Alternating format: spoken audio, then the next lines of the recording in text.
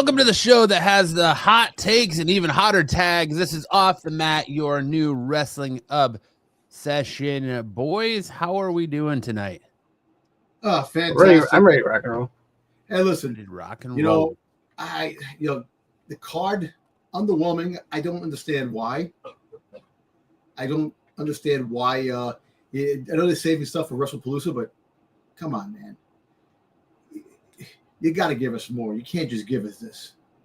Well, we'll get to the card in a minute as we're going to be going over heat rate results from last week. And we're going to be talking about, of course, as Dom's already so ready to get us started, Clash in Paris. I want to start tonight by talking to you guys and getting your boys' thoughts on the Raja Jackson Psycho. What's his name? Psycho.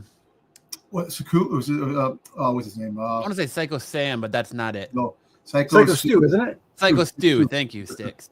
I want to get your guys' thoughts and opinions on the Raja Jackson Psycho Stu situation, since it's been like the talk of the internet this week. Sure has. Man, it's crazy. I seen the First of all, have you guys seen the videos? I saw the entire video. Video. When he went up to him with the can, he goes, "What are you doing?" He's out with one of the workers. And he kept saying, I'm gonna F you up. I'm gonna F you up. And I get chill. And dude, they shook hands, they made up, all this stuff like that. His boys were freaking trolling him, and that's why he went to the ring to do what he did, because it was all squashed. But and it sucks too, because and look, I'm not gonna say both sides had their issues, this and that, and Psycho Sue, I think he has to be careful next time on who he attack. I don't think there's going to be an next time. Exactly, who he attacks, because he didn't know. But then again, you don't just freaking randomly hit somebody in the side of the head with a damn beer can. Well, here's the thing, and we've said it time and time again when it comes to celebrities coming into the ring. Jelly Roll, Bad Bunny, Logan, or well, not really Logan Paul, because he's in the WWE now, but what's his name? Travis Scott. Yeah. When you bring these celebrities, and not to say that Raja Jackson's a celebrity by any means, his dad is. He's a UFC fighter that's like what, 0-1 or 1-2 or something like that. Yeah. You bring him in, and he's got cameras with him. So I see where Stu makes the distinction that, this is part of the show. And his boy Rikishi's, however they call him Black Pearl. He's related to Rikishi somehow, because Rikishi owns this wrestling school. Mm-hmm. Says we're always working after it happens. So I could see where Stu makes the assumption that it's the dude's part of the show. Yeah. Because he gets in his face and he's like, "You don't know who I am? I'm Psycho Stu." And Raja's like, "Who?" And then he picks up the beer can, an empty beer can, obviously. Yeah. He crunches it so easily. And then he says, if you listen to the video, he says, "What, aren't you going to sell it?" He legitimately thought it was a work, He thought he was part of the show. And then you had Cowboy Hat dude like egging him on afterwards, telling him to get his receipt. First of all, as a lifelong wrestling fan, my understanding, even though I'm not in the business, is that a receipt is for something that happens in the ring. Yes. If you hit somebody too hard in the ring, they get a receipt. A receipt isn't for what happens in a backstage segment. A receipt isn't for when you're having your cookout behind the building or whatever gymnasium you're wrestling in that night. So for him to go in that match and just brutally beat this dude. And he was knocked out. And to double underhook him, pick him up, and slam him MMA style. A slam, by the way, that my friends who are in MMA say is entitled to knock your opponent out. It is meant to knock that person out. Yes. Mm-hmm. And knocked him out. And he picked them up with ease. And because he's selling it. He thought that it was part of the match. That's why he just let it go. 100%. Stu does not fight back. He does not do anything when Raja picks him up to slam him. He thinks it's all part of the show. Because before that, after they made up and shook hands, it was his understanding that they were cool and they were going to work it into the show. So he knew it was coming at some point. So he didn't even try to fight it. Yeah. And his boy. I'm sorry. Go ahead, sis. I think the issue is, well, the issue lies where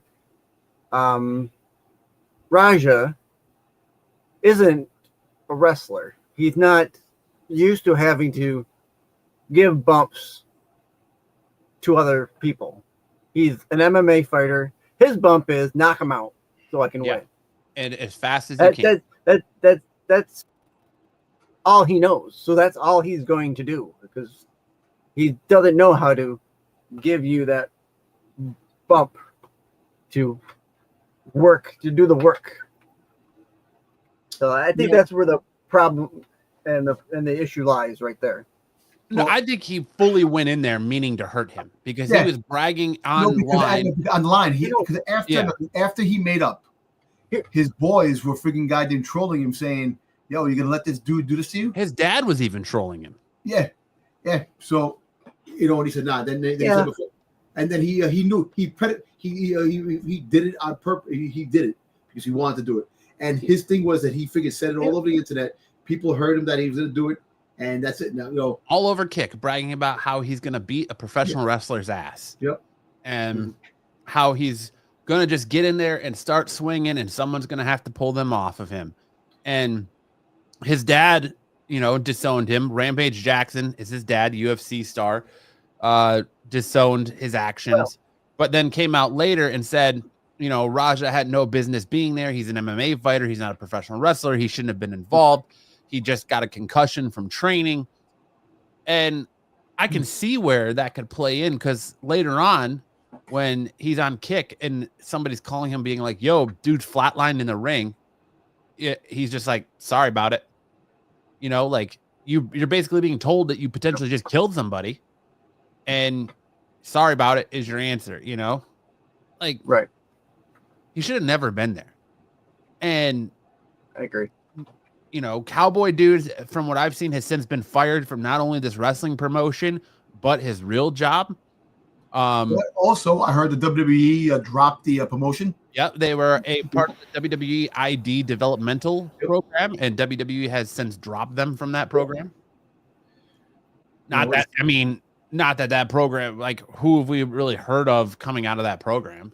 But you know what? But you don't know potential. You might be. So look, what his actions that he performed, that he did, this guy probably can't wrestle ever again. No, he started choking on his own blood. He lost all of his teeth. He's got facial injuries. How was this dude like? This was premeditated. Yes, it was premeditated. Online assault. Like, forget that it's a wrestling show. Look, it's premeditated assault. I understand the misunderstanding. You hit him with the beer can. All right, fine. You get pissed off. But, dude, you don't make up with somebody and say, listen, you know what? My bad, this and that. Oh, we're good. Yes, I'm sorry that I did that with the can, this and that. I'll be pissed off, too. If someone hit me with a can like that and did that, I'll be kind of pissed off, too. But it's the actions of other people dictating you by trolling you and saying, yo, you let this guy punk you like that, man? Yo, you this and that, about all these things. And of course, he has no self-control. He had to do something. And now and think about this. You're beating up a wrestler that actually is going along with it, thinking it's part of the show. Do you obviously think that, yes, he's a professional MMA fighter. Do you think if this guy knew that this was really happening, that he wouldn't have put up some kind of a fight? Right. Come on, man. Yeah, it's messed up, and it really, it's the disgusting side of the business and stuff like that. That, things like this can happen, but things like this shouldn't happen. First of all, he ran into the ring. Was that even allowed? If that was part of the show, the people that were involved, the people that run the show, should be reliable for every single thing for letting that happen. They definitely should know whether or not him coming to the ring was planned or unplanned. If it's unplanned, They definitely should have been in there stomping him. After all the social media was blowing up saying that he's going to kick his ass, he's going to beat his ass. It was planned for him to come to the ring because someone from the organization, one of the promoters, is sitting there and tells him to get in the ring. The promoter's sitting right next to him and tells him to get in the ring. Like, and then everybody just proceeds to sit there and watch this dude just get mollywopped on. The referee like shit his pants frozen. Yeah, and then finally they came out and they took him off him. But dude, after the damage was done, and I think that dude, if anybody, the dude Doug, who's the one that pulled Raja off of him, he's said he's no longer working with this promotion. Give that dude an NXT tryout. I think he should get rewarded for this because he's the only one that did anything. Yep. He took damage because from what he said, because he's been all over the internet too, talking his side. Raja, after he tried to pull him off, Raja Jackson double underhooked him and tried to slam him, and he elbowed him in the head, and Raja hit it back, trying to get the dude to calm down, and he was bragging about it all the way out the building. Like, what?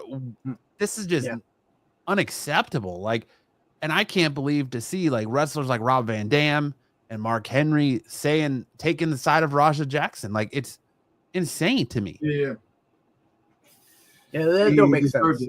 You know what? Look, that's the thing. You know, it's like not a lot of people are liked in the wrestling organizations. There's some people this and that, and some people just don't like certain people. Maybe they didn't like this dude at all. Maybe this dude, had a lot of baggage before. He did a lot of things too. He's but come on, man. But your fellow wrestler, your fellow friend or coworker or whatever, there should be some liability on that particular thing where, nobody deserves to get beat down like that. Unconscious. Once you're unconscious, look, he's right now. He's in the hospital. He's still freaking. Was it? It's still critical. He's still.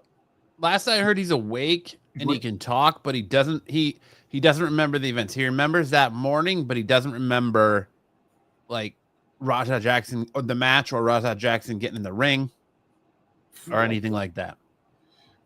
I saw the whole thing with Rob Van Dam and Mark Henry, and it's like, dude, people are going to take that side, which is kind of crazy, but I don't know, man. It's see stuff like that. Look, even if the guy is your boy, you gotta be able to say he's my boy, but he did some fucked up shit. He did. Yeah. No, he did something stupid. He wasn't thinking straight. There's no place for that in the business. Also, another thing too. The side effects of concussions can definitely give you erratic behavior too. You have a lot of you see what the concussions done for football players, commit suicide. A lot of there's a lot of craziness. Like you listen, when you're playing wrestling, like football, all the hits you take, you're rattling your body, you're rattling your brain. Your brain is going everywhere. So, some people might have episodes where they have erratic behavior. After having a concussion, you don't know, man. It's like, look, I had a slight concussion one time when I was younger, because I hit my head on the freaking side of a car playing football in the snow. But, you get that ringing in your head. But other than that, man, it's like, like you don't know what the true outcome of having a really bad concussion can do to you, man. It's like I said, I see what you're saying. Maybe like he was worried because he has a concussion. He hit him in the side of the head with the beer can. All right, fine. But it's justified. I know. If he hit him in the face right then and there.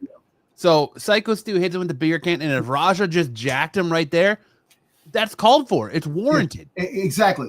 But I know it took long, it prolonged, and then later on you got him in the ring when he wasn't paying attention and thinking that it was a whole work. And unfortunately, it turned out that way. But like I said, and not defending the fact that, but I'm just saying you're an athlete, you get a concussion, and then someone hits you in the side of the head with something, then that's the thing. And I understand that.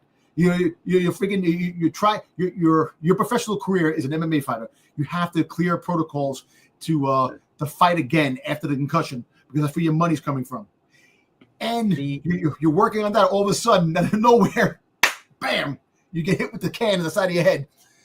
I can understand. Like, he probably like, what the fuck? So like Matt said, it has to be an instant. Yeah, right there. And then I understand that, but it's the later on thing where he was getting taunted and trolled by his. But see, then it falls on the promoter because when you watch the video, you see his body language. You see that Raja Jackson is not playing around. You see that he's serious. You see that he's not working, that he's not part of the show, that he's visibly angry. Psycho Stu had tried several times to extend his hand and apologize and say, I'm sorry. I'm sorry. It wasn't until Raja Jackson was given the opportunity to get in the ring when, I just know him as Black Pearl. He's related to Rikishi somehow. Yeah. Part of the Anawani family. He's Rikishi's nephew. Okay. So it wasn't until he says, oh, well, we can work this in the show that Raja Jackson's like, sweet, right there. He's like, oh, I can get my hands on him and beat on this dude. Cool. We're cool then. Then he shakes Stu's hand. And in Stu's mind, it's like, all right, we're cool. And from what I've read and understand, that they had no other interactions until the moment Raja jumps in the ring. So, like I said, if Raja jacked Stu the minute he hit him with the beer can, cool, it's warranted. Yeah, exactly. 100%. There's your receipt. Exactly. But you don't build yourself up and let other people hype you up to commit a crime, basically almost murder this dude. And it's the fault of the promoters for offering that. And once they saw him get hyped up, after that, they should have never let him go out there. They should have said, you know what? Never mind. We're not going to do this. We're not going to play this angle. There's obviously something more here. Exactly. And they're following him around. They're watching his kick stream. They should have said, oh, well, he's premeditating this. Yep. First of all, you're an idiot for saying what you said on your stream. That's it. Basically condemning yourself. I don't know how he hasn't been arrested yet. And the promoter should have pulled him out of there. Now, is this how involved Rikishi is in all this? I don't know. I know he wasn't there. I don't know if this is just like if it's really his wrestling school, or if it's kind of like that Samoan, heritage where when one of them's well off, they provide for the other. So is he just buying a family member a wrestling school because that family member wasn't cut out to make it in the business, but he's just using his name to get people to come to that school? I don't know. It still looks bad on Rikishi's for it. Absolutely. His name is on it. And WWE has pulled their ID. They unfollowed Rikishi. WWE is like, we're already entangled with Vince McMahon, which we're going to get to that in a minute because there's more stuff out on Vince McMahon. And the whole thing with Becky Lynch too. The whole thing with Becky Lynch. The Becky Lynch thing right now with Ozzy Osbourne. They're already like, we got our own turmoil going on. We don't need this additional shit. And so they bailed out. Yeah. And it's just, it looks bad. It looks bad on the Cowboy dude. That dude, I guess, has released a statement today that was so like ignorant and it was like, woe is me. Like, oh, I'm sorry that Stu got beat up and it shouldn't have happened, but I'm not to blame for this. I tried to talk Raja out of this. I didn't tell him to go into the ring and get receipts. Motherfucker, it's on video. You're on video telling him, don't forget, you can get your receipt. Don't forget to get your receipt. Yep. Dude, you don't even know what a receipt is. Like, a receipt is when, if you're just tuning this for the first time, a receipt is when you're in the ring with an opponent and a guy's going a little too hard and he accidentally really hits you, you can hit him back. That's called giving a receipt. The receipt is given in the ring. It's not given later in the night after something happens in the ring. The best example of that is when with Brock Lesnar and Bronson Braun Strowman. Braun Strowman knees him in the face. Brock gives him a couple jabs to show him, there you go, you're done. And it happened with, I don't know if either of you remember Maven. That's what I remember, Maven and Taz. Maven went a little hard and hit Taz in the head, and then you see Taz tap him on the forearm after the match, and then Taz hit him with a clothesline. Yep. There's your receipt. Letting him know, hey, your receipt's coming. That's normally you let a guy know that that's going to happen, or the guy's aware of it. You don't just take him when his back's turned to you and slam him unconscious and then proceed to just beat him. They don't let you do that in the UFC. The minute the dude's out, the ref stops the fight. They're not going to let you sit there and beat on. He landed upward of 20-something punches. He was wailing him, man. Yes, he was. Boom, boom. Yo, dude, that was some crazy shit, man. There's a difference between WWE punches are over, or even pro wrestling punches are over the top. They're made to look big and devastating, but they're not. When you look at the side angle, he's not even touching the dude half the time. And then, like, you get here, and then he's just like, boom, boom, boom, boom, boom, just unloading on him, and nobody's stopping him. It took this Doug dude to come out of the back and stop. Out of the back. He had a crazy in itself. He had to come out of the back to get help. And if you listen to his statement, because him and a bunch of other guys from this promotion went on a podcast, he said the minute he went in the back, the guy in Gorilla said, hey, can you hang around? Because we have a feeling something's going to happen, and we might need you to get involved. They knew something was going to happen. And that's another thing, too. They knew. So that's the problem. You see, look, it was it to this extent? Probably not, but they knew. They knew that it could be an altercation. Yes. Yeah. Oh, boy. All I know is, like, I hope, Rampage Jackson came out and said, I have 3 sons. 2 of them I've saved money for college. 1 of them I've saved for bail. And I think we know which one he was saving bail money for. And I think he's going to need a lot more than bail money, because I think there's going to be a lot of lawsuits coming at him, whether it's people in the crowd that had kids that were there, whether it's Stu's family. It was horrifying. Stu's fucking mom was in the audience. Stu's own mom had to sit there and watch her son just get beat to a pulp. Oh, and the crazy thing is, he has his father's attitude. Remember when Rampage broke the door, ripped the freaking door off the thing, kicked the hole in the door, and freaking took off. He destroyed the door. Oh yeah, man. I do remember that.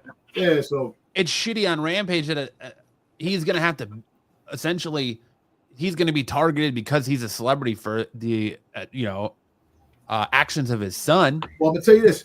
It's funny you say that. Funny you say that. Jersey just somewhere in Jersey they actually just set out a law.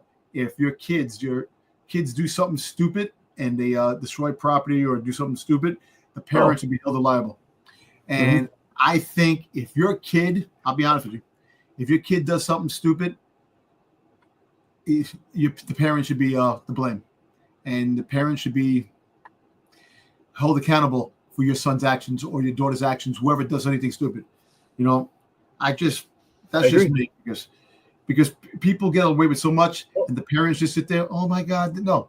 Listen, your son does something stupid. Not to get too real world, but we were talking wrestling here. But anytime you get these young kids, and you guys know, I work with young kids.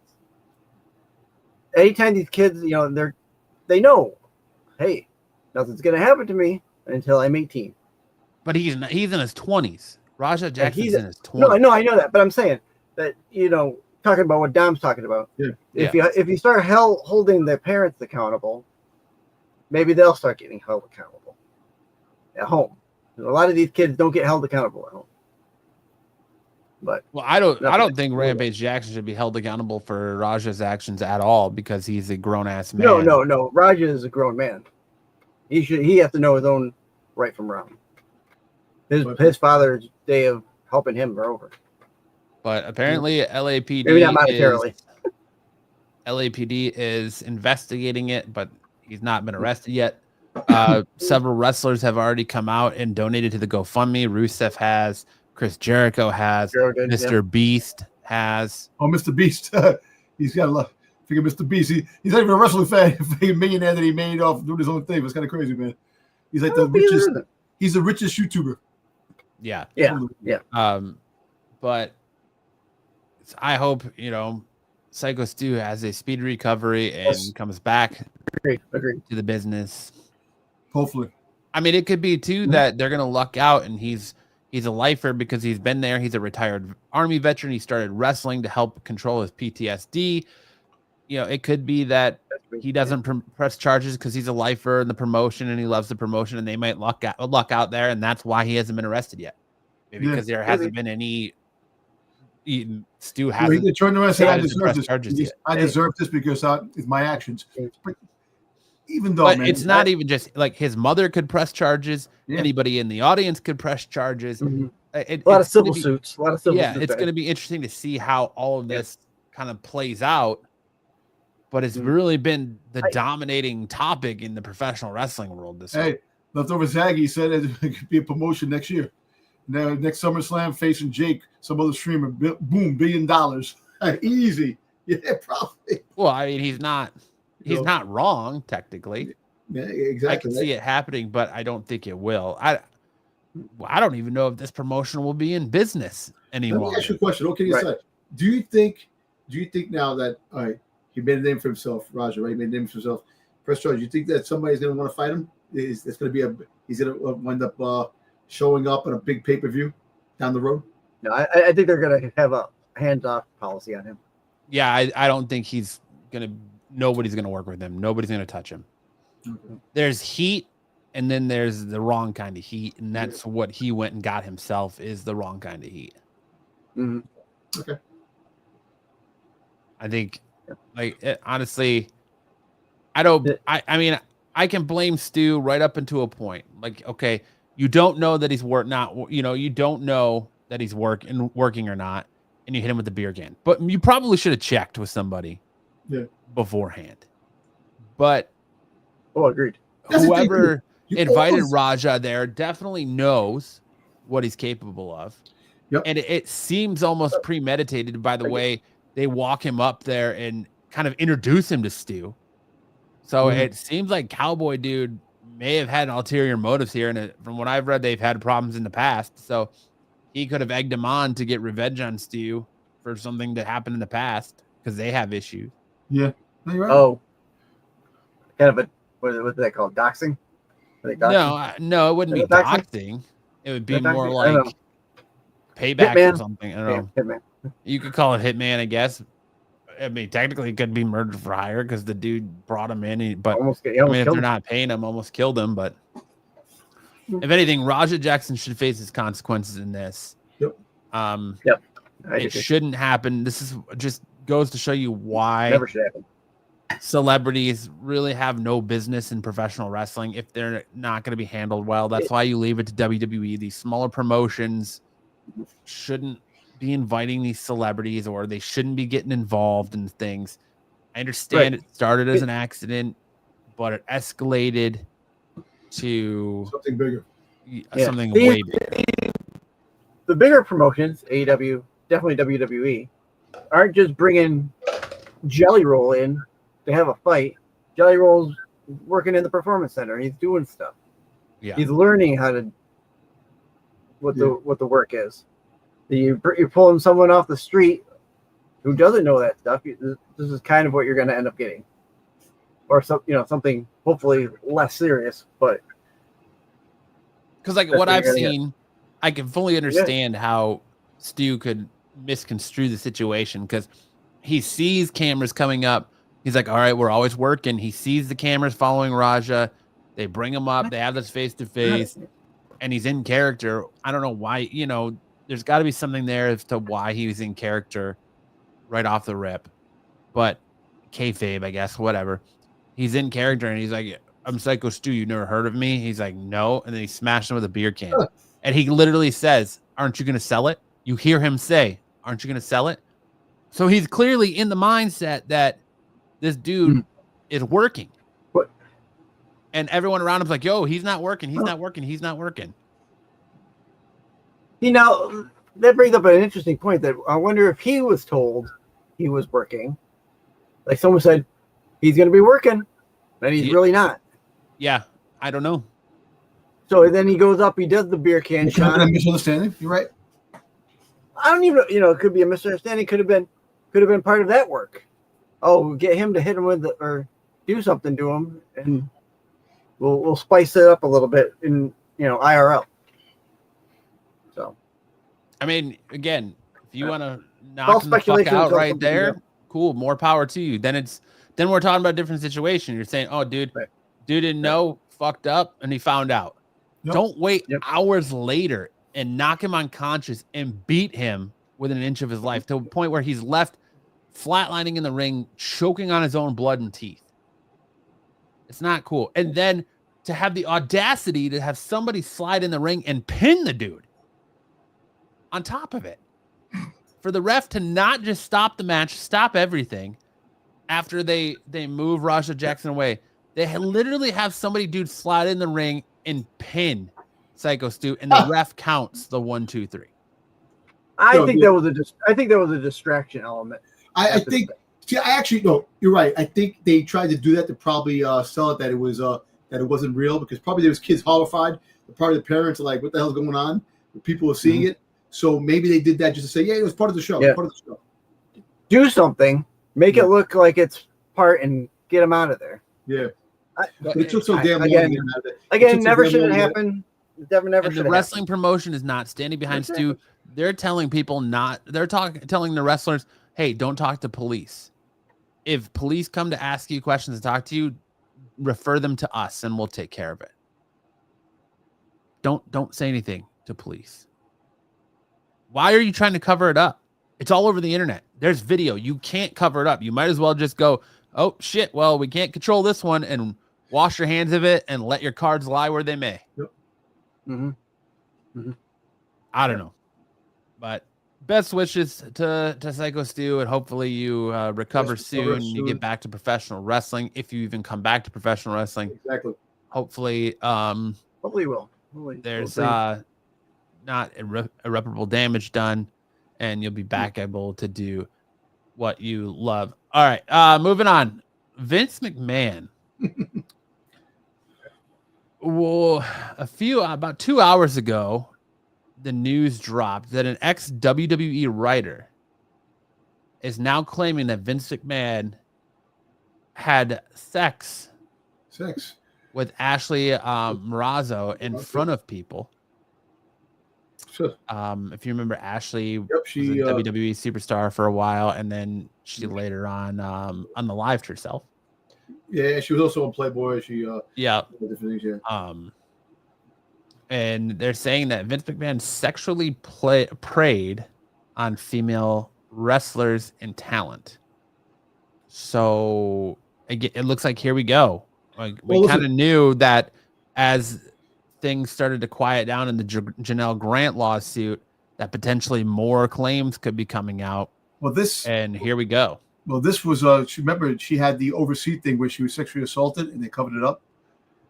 Sexually assaulted. She claimed that she was sexually assaulted and everybody knew, and they covered it up. Part of the reason why she unalived herself. Yeah, kind of, because a lot of her issues after that, she really went a little crazy and she killed herself. Yep.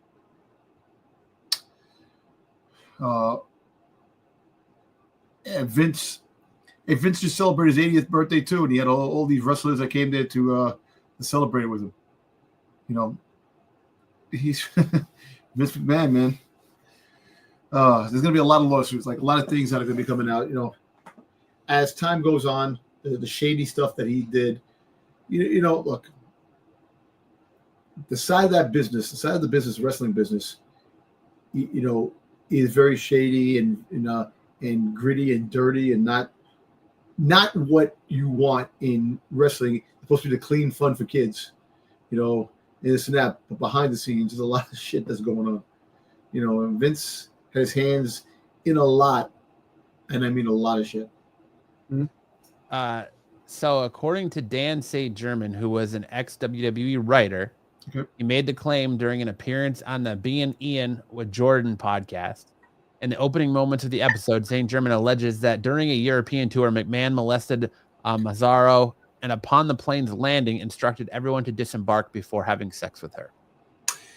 Could that be the sexual assault that she got overseas, that they were trying to turn it, saying somebody? Probably. Pretty sure that's what it is, because that's kind of the way it's put. And she didn't want to say, and he says it was during a European tour. So and saying that she didn't want to say by name, or he was trying to pay her off or something like that, and then a dirtbag. Oh wow. Yep. Interesting times, huh? Yep. We kind of knew that, like I said, this was all going to start coming out, and more allegations were probably going to start flying out once the Janelle Grant stuff was kind of starting to get finished, and it looks like it might be heading for settlement, based on Brock Lesnar being back and all that. So who knows? But all right, moving on. That's pretty much all the big news going on today. Becky Lynch thing, the little Becky Lynch time. Oh yeah, the Becky Lynch thing. What do you think about that? Do you think it's a good heel promo, or do you think that she deserves the heat that she's catching? You know, when I heard her do that, I was like this. Ooh, like I didn't think anything of it. I'm like, you bringing up Ozzy Osbourne, man. Like kind of passed away, and then the next thing you know, friggin' his daughter came back saying things, and I'm like, oh wow, she came back hard. Oh, she came back hard. But that's like heel 101, right? Because I agree with you. Like, I didn't think of anything of it at first either. Like, that's heel 101. Like in the States, you come out and you insult said city's sports team, and but if a person passes away and he hasn't passed away, he hasn't been gone for about a month. It's like not even a month yet that he passed away. The beginning of August. I think he put at the beginning, like the 12th. It was the 12th or the 13th. Yeah. The phrase "too soon" comes to mind. Exactly, too soon. Exactly, too soon. So I think that the intention she had of being a heel, I understand that, but pick something else. Pick something else. Pick their soccer team. Yeah, you didn't really have to go that hard on it. You haven't seen people really take shots and promos at Hulk Hogan, and I believe, correct me if I'm wrong, I believe Ozzy Osbourne is technically in the WWE Hall of Fame. Yes, he is. Yes, he is. So, what? Yeah, how did I mean? Let's face it, Becky Lynch isn't going to get any heat from the promotion. It's not like they're going to pull her. They're not going to take away her championship. Nothing like that. It's going to be a slap on the hand because she is their top heel. She's their top worker. Let me see. You know what's funny? How about this for an angle? She loses the belt to Nikki Bella because Ozzy's daughter comes out and friggin' interferes, and she loses the belt. Ever lose the belt to Ozzy's daughter? I don't know, man. But then that goes back to us saying celebrities are showing up where they don't belong. Nope. Yep. You're right. You see, and that's the thing, man. Like I said, that's why WWE World Wrestling Entertainment, man. And you have the entertainment side. Wrestlers are wrestlers. It's like athletes. It's like you have all these athletes that come into the thing too. Like you have basketball players fighting. You have football players coming. Well, most of the wrestlers are football players, ex-football players. That came into the biz. But like celebrities, like Josh Amell, Arrow, when he had the thing with Goldust, figuring out Stardust when he was. Oh, you mean Stephen Amell? Yeah, Stephen Amell. I said John. I said Stephen. I mean Steve. I'm sorry, Stephen Amell. And they had some heated stuff when he was on when he was doing a tour, like a thing. Oh yeah, he was on that the Netflix show Heels, right? Heels. Yes, he was. Heels, yeah. So, like celebrities, you play the thing, and it's just. Like Travis Scott when he hit friggin' Cody in the face. For real. Mm-hmm. These things happen. He did finally get it in the end, right? Professional wrestler. That's why it's called professional wrestling. Yes, you're going to get hurt in botch moves and things like that. But if you're not a wrestler, good chance that you actually can do more damage than good. And I wouldn't say that Cody Rhodes got a receipt on Travis Scott either. I mean, I wouldn't call a stiff crossroads a receipt after having your eardrum busted. Like, the only thing he did give him, so. Right. But yeah, I don't know. I don't think anything comes of the Becky Lynch thing. Like it just looks bad on WWE, but at the end of the day, it's not like they're going to take actions against her. The only thing I'll say is, I mean, Becky Lynch has earned the right to maybe go out and promo off the cuff like that. But anybody else would have had their whatever they were going to do, had to have it scripted out, written out, gone over, and say, nope, can't say that. Nope, can't say nope, can't say that. If you have to sit there and say, would CM Punk say this? you probably shouldn't say it. Yes. Well, good point. Look, the WWE wrestling has gotten a lot of negative feedback on some things they have done, the tasteless things they've done, alone, like back in the day, like all the heat, like it's funny, back in the day when they had the Attitude Era, all the stuff, the mud wrestling, Trish Stratus, he had walking like a dog. He had all these crazy sexual things going on, like with Stacy Keibler and freaking goddamn Kelly and all the stuff back in the day, like on the show, like Vince, that was them definitely pushing that envelope as far as and the thing is, it worked. All those kids were scarred from that, but guess what? It made us fantastic fans because that was the best of times. Now everything's curved, everything's censored, everything's this. You can't do this, you can't do that. You can't say this, you can't say this word, you can't do this word, you can't wear that shirt, you can't cross the T this way, you can't dot the I's that way. It's like everything is always. But I mean, I can think of worse things. I can think of worse things for kids than seeing Kelly in her brown panties. But that was awesome back in the day. Tori Wilson, God bless. Tori Wilson, yeah. Mm-hmm. Yeah, come on. When DX used to come out, Triple H was pointing the ring. The girls used to pick our shirts up and show their boobies. You know what I'm saying? Wild times in professional Wild wrestling. times, man. Those are the best of times, man. These kids will never know today. But yeah, so they're doing the overseas shows right now. Like they have the shows overseas, and crazy things are happening. Freaking Roxanne Perez freaking gives her move to freaking CM Punk, and then there's a call out to AJ Lee. That there could be a possible AJ Dominic Mysterio and Roxanne Perez versus CM Punk and AJ. Yeah, wouldn't that be a match? That'd be a good match. I think it would be pretty good. You got that.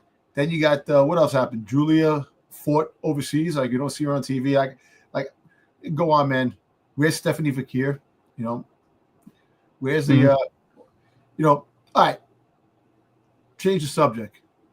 The prices of WrestleMania 42. 10 times what they were for WrestleMania 28. 10 times the freaking price. You're talking about crazy ass prices. And now you were talking about the I haven't even seen prices for WrestleMania 42 yet. But they're saying the prices are going up. But then the Sticks were saying earlier, we were talking behind the scenes, that the prices went down for Clash in Paris. Hey, look, the card in Clash in Paris is not friggin'. It's not great. The people in Paris are getting dicked over, and I say that because with the announcement of, I knew it was going to happen the minute they announced WrestlePalooza, and the minute they announced that they had that surprise announcement that we're going to start our ESPN deal early with WrestlePalooza, and on top of that, they canceled the meet and greet that they had with the wrestlers too. Yep. That was shocking in and of itself. I'm like, why? And they're saying that that's most likely due to shoddy ticket sales, to low ticket sales. Yeah, because the prices are outrageous. Now they drop prices now. Yeah, $200 a ticket now. They're doing the cheaper because, listen, they are freaking money gouging the public for lousy ass matches, dude. Let me tell you something. It's only 5 matches.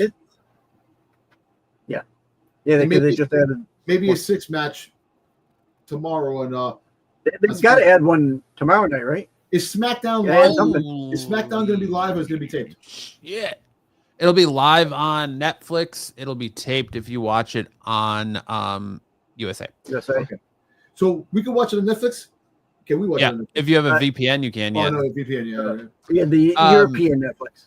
According to WrestleMania, Dom's favorite wrestling YouTube channel. Shout out WrestleMania. Like I think they're good. They're legit. Shout out to WrestleMania. I mean, I have a bias towards them since they tried to rip off my CM Punk interview years ago and didn't want to give me credit for it, but eventually did. Front row seats at WrestleMania 42 will reportedly cost $70,000 per seat. Come on, who pays that? That's a green shirt guy. That's who. Yo, that's a friggin' salary for some people at the end of the year. That's a yearly salary. Come on, man. I think green shirt the plant myself. But. So wait. So you get 70,000 front seats, but the match you get to see is Rusev versus Sheamus, and that's the 70,000. That's the match you want to see. Not for $70,000. Yeah, the match card is atrocious. I'm not. Oh my god! 5 matches, potentially 6. There's rumor that Drew McIntyre versus Randy Orton is going to get added to the Clash in Paris card on Friday. Now, is Clash in Paris on Sunday for us, or is it on Saturday for us? It's on Sunday. It's on the 31st. It's weird that all of a sudden now we're just have a random PLE on Sunday when they've been on Saturday nights. Yeah. Yeah, I don't know. It kind of the reasoning behind that. I was kind of hoping Saturday night because I'm home on Saturday night. I don't know if it had to do with the venue, if something else was going on at the venue and they couldn't move it. Let's be honest. Why isn't Dominic Mysterio versus AJ Styles on this card? Why is it on the Raw following this? Especially after like AJ seems to be like the adopted son of France after the pop he got in Lyon last year. Yeah. Why wouldn't you have AJ Styles versus Dominic Mysterio? One of the biggest heels and one of the biggest faces in the company right now that actually have a legitimate storyline. Yep. Be on this PLE. Why are we waiting till the Raw after this PLE? Oh, that's right. Because some bullshit's going to happen on Raw and somebody's going to interfere. And one of the Judgment Day is going to interfere and AJ is going to face Dom at WrestlePalooza. And that's where Dom's going to drop the championship because he's going to be set up to win the AAA Mega Championship off of Vikingo at Worlds Collide. Yep. More likely. Yep. Listen, it's absurd. The matches. Where's Julia? Where is the U.S. Championship? Where is the Tag Team Championships? How did I have Alexa Bliss and freaking got new show in Scarlett fighting this match either? No idea. We have one women's match on this, and it's Becky Lynch versus Nikki Bella. Unless we get more matches added on SmackDown. I doubt it. Now, you've got Ming Chin who's declaring herself to be. It's like Mi Chin is the only person who can go after this U.S. title anymore. Like exactly, you have no other mid carders going after this title. I don't understand, man. I really don't understand. It's like she's the proverbial first one up title defense for anybody who wins this belt. I don't know what their logic is. I don't know why. They're trying to friggin'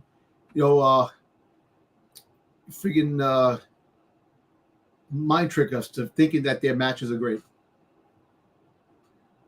Because obviously this card, with the exception of the triple threat match, Seth Rollins, other than that, and look, the Bronson rematch, I want to see it because it looks like fun. Because I know Bronson Reed's going to lose. They're going to give it to freaking Roman's going to finally win a pay-per-view. You can't though. You can't have Bronson Reed lose that match. I know that's the thing. He just got merch. He just got a T-shirt. If Roman Reigns wins that match, the Tribal Thief is dead.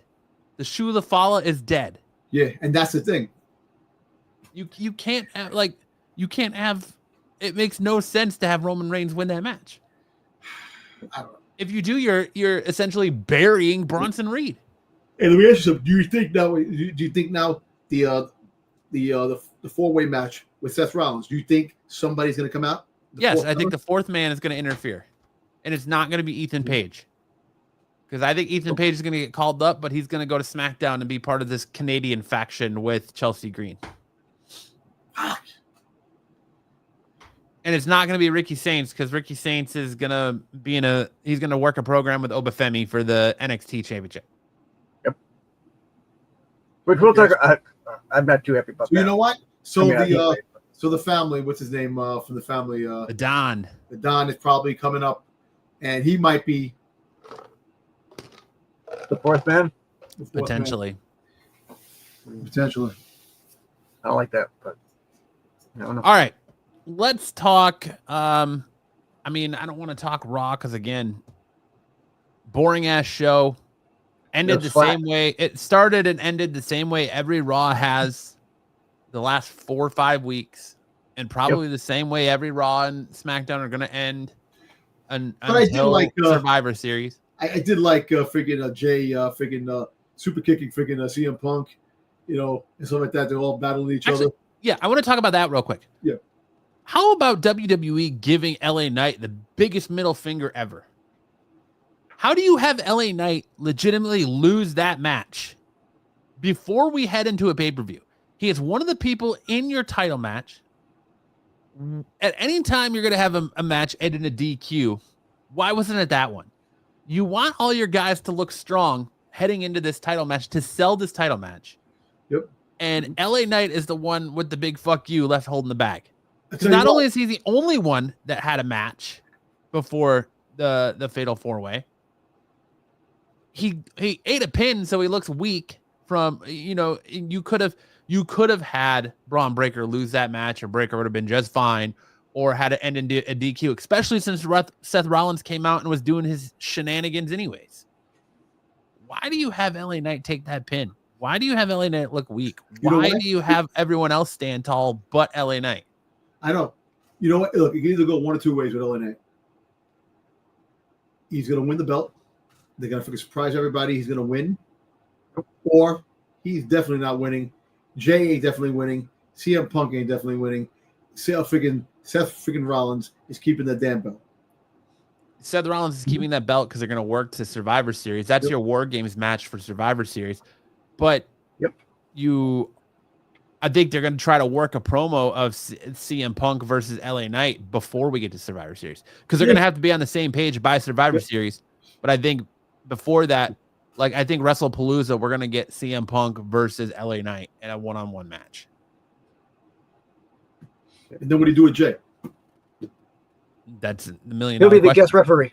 Most of the wrestling community doesn't believe Jey belongs in this match. He doesn't. Roman people actually wanted the friggin' Roman Reigns in this match.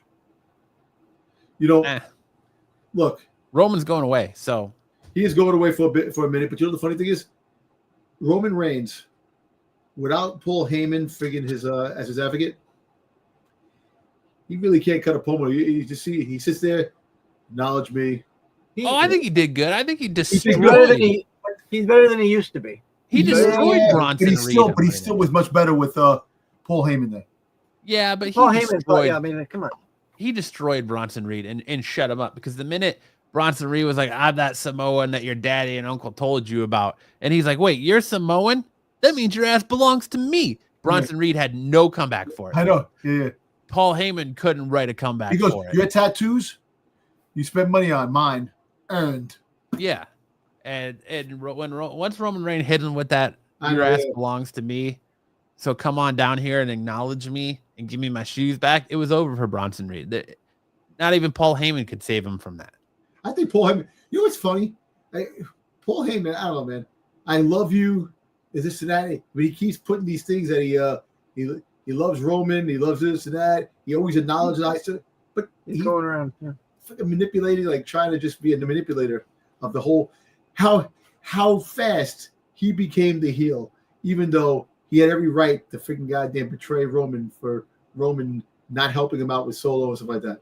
And Roman winds up becoming the freaking face, which is kind of funny how it turns out. Like Seth Rollins turning bad, it's give me freaking goddamn McIntyre turning bad. All the Kevin Owens, everybody that turned against Kevin Owens, they turned against freaking Cody Rhodes. deserve to turn bad because Cody Rhodes slapped in the face to all of them that they put their blood, sweat, and tears to help him get that championship. To finish the story. And listen, me personally, I would cheer Seth.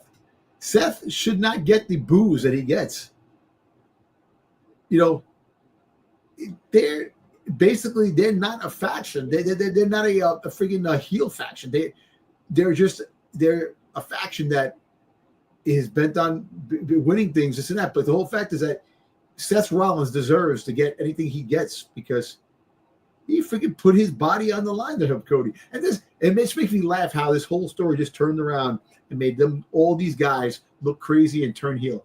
And meanwhile, Cody is standing tall with the championship now. Well, and it's like Roman said on Monday. Seth Rollins is doing everything Cody Rhodes said he was going to do in their promo in Atlanta a few years ago. No. That he was going to lose everything and he's going to have nothing left. And he's lost everything and his sneakers. Yep. Yeah.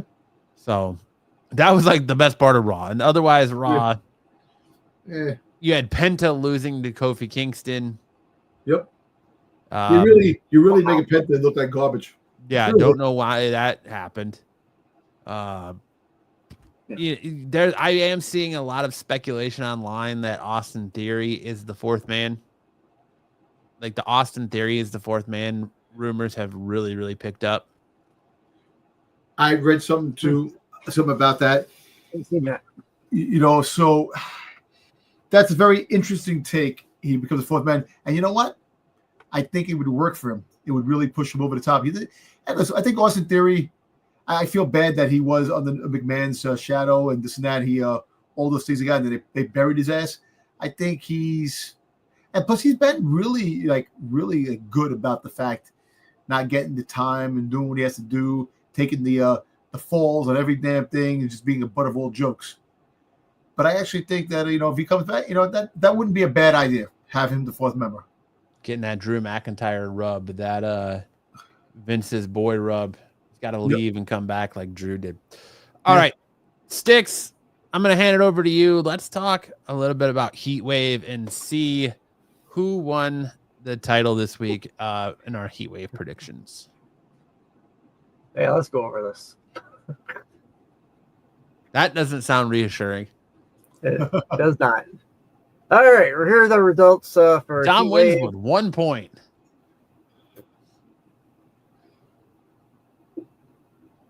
No. So 10 points, of course, for every correct winner. No matter how they win, any extra calls, you get 10 points as well.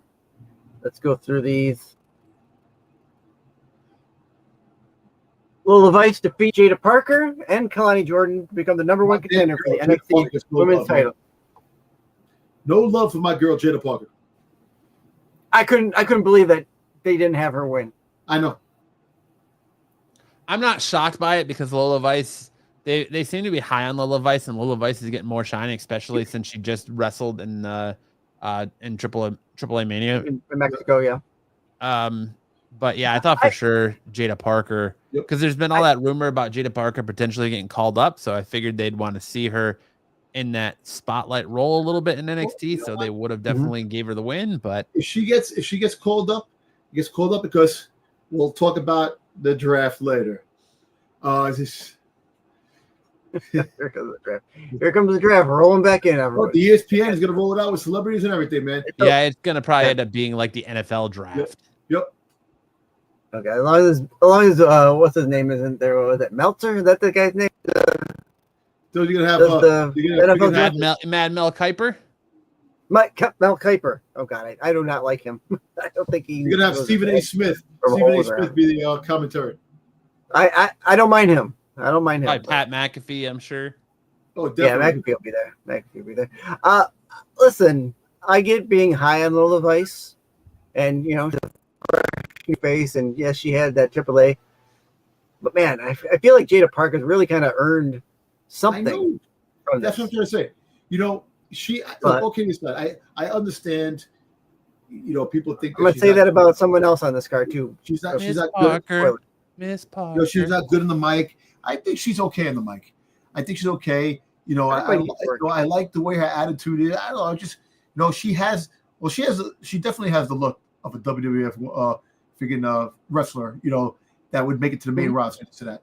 And it's like I said, she's very soft on the eyes, man. Very just good, good to look at. That's why I love her. I think Jenna Parker is my favorite girl in NXT. I know why you like her. Yeah, don't worry about that. You can back that up on me any day.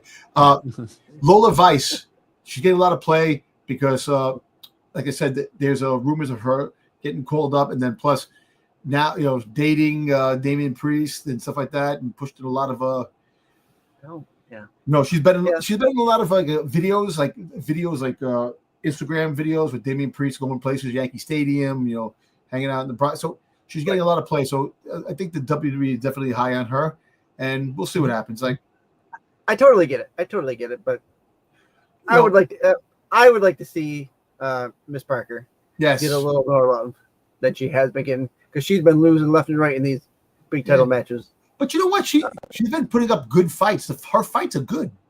It's not like she doesn't know how to fight. She's no slouch in there. She's no slouch. Exactly. So she's putting up a good fight. It's just unfortunate. Yeah. I don't know what. I don't know. I don't know. There's reasons that we probably don't know. Well, let's hope so. Yeah. All right, up next. I mean, just to kind of touch before we go next on, you had the dating rumors between Caden Carter and Damian Priest, and it's like she gets shit canned, and then all of a sudden he's dating Lola Vice. Yep. It's kind of fucked up, but that is. Yeah. It is. Yeah. Next. All right. Chelsea Green and Ethan Page defeated Tyra May Steele and Tavion Heights. I was really surprised. I'm going to say this. Hold on. I want to really go into this because I thought Tavion Heights and Tyra May Steele sucked in this match. I really thought they were horrible in this match. Yeah, I definitely did not think they deserved to win at all watching them in this match. And listen, and I doubted Ethan Page and Chelsea Green, man. The Canadians, I doubted them, but it's funny. And to be honest, Chelsea Green works good with Ethan Page. That's a good it's a good pairing. Before, she works good with that mixed tag or mixed, because she's used to that. That's back in the day, man. So it makes sense that she would work good with Ethan. Yeah. I don't know, man. So a buddy of mine, Hector, who he works at my job. We were talking about the whole fourth man on the Seth Rollins team. He goes, yes, in reality, Ethan Page would be great to be on the team, but he'll outshine everybody on that team. He's great on the mic. He's better than Seth on the mic. He's actually better than the whole thing. You know what? In a way, good. I think he actually is a little bit better than Seth on the mic. And he'll outshine that, and that will take away for the thing. So I don't know, man. Like I said, if the WWE is smart, he would be the fourth man. But you know what? I got to go with the WWE and what they're going to do, man. And if Austin Theory might be the fourth man, so be it, Well, like I said, there's a report that just dropped from WrestleVotes that says there's been discussions about the idea of moving current NXT North American champion Ethan Page up to the main roster. The plan being considered would place Page on SmackDown brand to form a Team Canada team or stable with Chelsea Green and the Secret Hervis. Didn't they do that in TNA years ago? Team Canada with what's his name? Oh, the Mountie? No, not the Mountie. It was in TNA. I mean, they had the. I know what you mean. They had the Canadian. They had the Canadians. I remember they had the Canadian flag, and yeah. That's when we started seeing what they call the Canadian Destroyer. That's the first time I ever saw that move going on. I remember the Mountie. That's what I remember back. Didn't the British Bulldog? Yeah. He had the come out with a flag and the British Bulldog. Yeah, they had a whole UK. The Canadians, because the hearts are all. They should be called it should be like, there they are from Canada. Someone in the company believed that the newly formed Canadian faction may serve as the perfect launching point for Page, positioning him as a huge future top star and major player on the main roster. There you I go. can see that. I see that. I think he's already kind of almost there. He just needs to call it. Yo, he's funny though. He's got some really good like when they talk to him, it's like you ever seen a video when he goes out to the store and he's like buying, he's looking for Ethan Page shirts and he has like the fans trying to find the shirts. He goes, I'm looking for my shirt. These guys know what my shirt is. He goes, you know who I am? And then somebody else goes, you don't know who I am? I'm Ethan Page. He goes, who's that? How do you not know who I am? Isn't it amazing what he can do when given the shot? Like AEW didn't know what they had. I know. Nope. So we'll see. Like I said, do you have any thoughts on this match, Matt? That seems to be a running theme with AEW lately. No, I thought it sucked. I'll be 100% honest with you. Like Ethan Page and Chelsea Green are workers, but Tyra May Steele and Tavion Heights had no business being in this match. It was awful. Nope. And the match this past Tuesday with them wasn't any better. Yeah, no. Wasn't any better. Hank and Tank lose to Dark State, Dion Lennox, and Osiris. Jesus Christ, what happened to Homeboy's arm, Sticks? I know. I didn't notice that. It's like a pace and cut, dude. Pace and cut. A cutout. He's like this. Yeah. A strong hand. There you go. My arm, guys. Looks like he's wearing John Cena's elbow pads since you can't see it. Not surprising, right? I mean, Dark State had the numbers. No, yeah, no. I saw this coming. Good. You called that one, yeah. Dom, anything? No, just they got roughed up. I can tell you that. Yeah, they did. They got roughed up. All right. Blake Monroe defeats Jordan Grace in that grudge match. Yeah, it wasn't really much of a grudge match. Poor Jordan Grace, man. She's really catching like she ain't faring well since coming to NXT. They're really burying the hell out of her. Like, all I know is she got buried by Julia, she got buried by Stephanie, and now she's getting buried by Blake Monroe. Just when you think her time to shine is coming, and she's gonna be the women's champion, and they give it to JC Jane, and then they bury her with Blake Monroe. They're literally doing the Blake Monroe. They're literally doing the Mariah May, Tony Storm angle with Jordan Grace. Yep. They changed her name to Blake Monroe, but it's the same sort of storyline with Jordan Grace. Yeah. Hey, listen. Hey, at least Jordan Grace has the, she could be a stand-in for He-Man. I can just say, every time I look at the damn pictures, it's fucking He-Man. Come on, man. He-Man. I bet she bench presses her husband when they get done having maritals at night. He's like, easy, I might have another stroke. It's like, can you cosplay as He-Man again? I really like that, honey. Hey, I only made that joke because there's a video of him seeing her dressed up, and he was like, "Oh God, you're gonna give me another stroke." Oh, I think that's the only reason I make that joke. But okay, that's fine. All right, you know what? Let's move on. All right, Ash by Elegance defeated JC Jane and Masha Slamovich for the TNA Knockout Championship. I can't remember. I honestly can't remember how I went in this match. I think you had Masha. I think you took Masha. Slamovich, probably. But I'm not surprised that Ash by Elegance won this because take that belt back to TNA. JC Jane doesn't need to hold 2 titles, let alone the TNA Knockouts Championship and the NXT Women's Championship. So good on putting this belt back on a TNA wrestler. Yeah. It was only a matter of time, and I'm glad. I too am glad that back in TNA. And you're essentially building a new star in Ash and Elegance instead of putting it back onto Slamovich, who had the title previously. So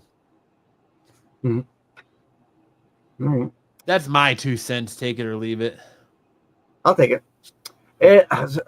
Man, the real good match of the night.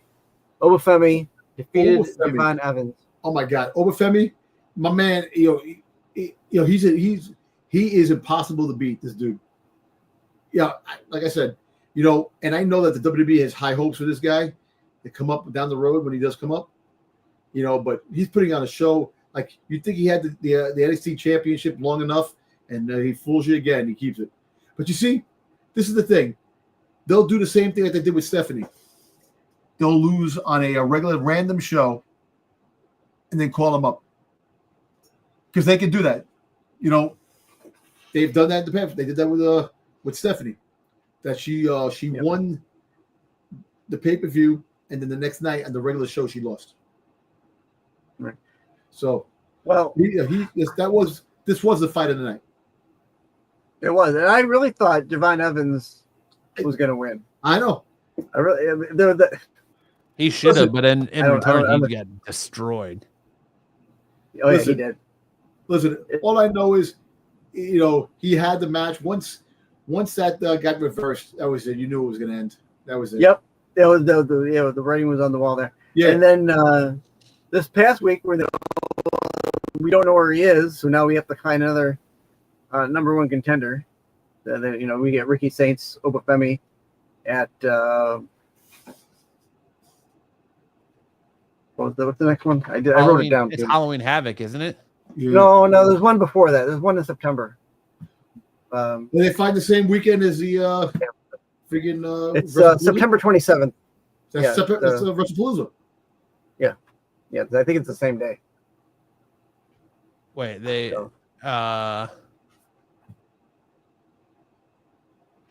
let's see. Was it bad? Had that Heat Wave World Homecoming September 16th. Worlds Collide is September 12th, and then they have NXT Homecoming September 16th. 16th, okay. And then they have No Mercy September 27th. That's what it was. No Mercy. That's the same time as WrestlePalooza. WrestlePalooza is September 20th. Oh, 20. Okay, 20th. No Mercy is 7 days later. Okay. Yep. So, I agree. Obafemi, great champion, great in-ring worker, but man, if there is one person definitely scheduled to be called up, it's got to be him. It's got to be him. We've been saying that about a couple of these people. I don't think it is. I don't think. Unless you think he's going to be the top guy the whole time and just leave him there. Maybe he doesn't want to get called up. Who knows? But I think he's going to be left as NXT champion for a while now. Like you were putting Javon Evans. How many times are you going to put Javon Evans in this position to have him come up short? Like you think if there was a call up coming? Well, listen, if he fights Ricky Saints, and because they want to put a championship on Ricky Saints, you know, so. But then they go and they put the dark state in it. So like, how much of this is like now you got dark state involved and all that. So it's like, all right, well, what are we doing here now? Because you could have just had Ricky Saints versus Obafemi, cool. But now you're throwing in dark state too. So how long is this feud going to go on? How long is it going to be till we actually get the one-on-one match between Ricky Saints and Obafemi? Because it doesn't feel like it's coming anytime soon, especially now that they're going to throw dark state into it. Yeah. Yes. All right, so let's take a look at our results. Jesus Christ! Sheesh. It's like the worst. Listen, we all went like wrong directions on a lot of these. You know, Matt had a couple good picks. Pete had the same picks as you, Matt, and then everything. It's like, you know, I think the only thing I got right was the Hank and Tank. The Hank and Tank. Yeah, yeah. So it was lackluster at best points wise. I'm still champion, baby. But you got a little bit of a share championship, but you're still in there. You're still. I apparently like to share. I'm a good sharer. There you go. But this is but I am now officially a four-time IWC off the mat champion. There you go. One more. There you go. One more. I'll do Spinneroonie. That's it for Heatwave. All right. Now let's see if we can at least redeem ourselves with Clash in Paris. 5-match card. Probably gonna be right now. Shit. As of right now, 5 card. If the 6 match does happen, we'll just put it up on the thing. We'll give her. And dare I say, this card is barely worthy of a Saturday night's main event. Yes, I agree. Barely worthy of Saturday night's main event. All right, same thing here. 10 points per correct. 10 points for any extra. I'll go further. I'll say last Saturday main event card might have been better because you had the Goldberg retirement match. Fair enough. Goldberg. Fair enough. What they had. I go by how they have it on the website. So at the bottom they had the first up, women's intercontinental championship match. Becky Lynch, the champion, versus Nikki Bella. Want to start, Matt? I think Becky Lynch is going to retain right now. Look, with Naomi getting pregnant and having to step aside and them trying to do this split personality thing with Becky, we don't have any real top heel in WWE right now. There's really no place at the top of the card in the women's, heavyweight championship match for Becky right now because we don't really know who's going to be in that scene other than Stephanie Vakir. And I have a feeling that we're not going to find out. Well, maybe we'll find out on Raw to have that person fight Stephanie Vakir at WrestlePalooza for the new Women's World Heavyweight Championship. So I don't think Nikki Bella's winning here. I think Becky's going to pick up the win here. I think we'll definitely see this match again, whether it's at WrestlePalooza or at Survivor Series. I definitely think we see Nikki Bella potentially come in again and eventually take this title off of her.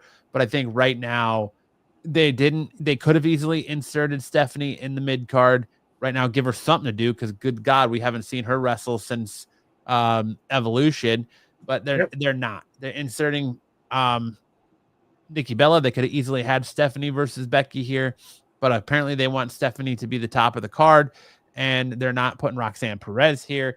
They're not putting any of the other Raquel Rodriguez. Nobody else is going here. I think Nikki Bella is the one to come in here.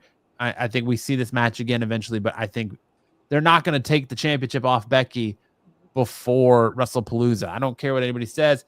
WrestlePalooza is their big show. Remember, the Netflix premiere of Raw, how big that was. Well, this is ESPN. This is the mecca of sports. This is where they want you to come pay that $29.99 for. So they're going to give you a match card that's going to entice people to cancel their Peacock and come pay that $29.99 for this new ESPN direct-to-consumer platform. So I'll spoil it right now. I don't think we see any title changes on this PLE. I think it's going to be safe. You're going to see Becky win, Lynch win, maybe not so cleanly, but I definitely think Becky goes over Nikki. Okay. Really quick, I got to thinking about it. When the WWE comes out of ESPN, it'll be the first time since 1993 that WWE or ESPN has had actual wrestling on their channel. Yeah. They used to have AWA on their channel. Okay. Go ahead, Dom. But they used to have highlights, some wrestling matches on ESPN a few years ago. Yeah. So, but anyway, okay. That was highlights. Becky Lynch wins due to outside interference from Bayley or Vakir. Not Vakir. I'm thinking Valkyrie. What's her name? What's her name? We can't fight her anymore now because she lost. Lyra Valkyria. Valkyria. Thank you, Valkyria. She's gonna come out, but Beck, I think we're gonna get. We're definitely gonna get what's the face? Oh, jeez, I just had a name. Bayley. No, Lyra? Bayley. Lyra?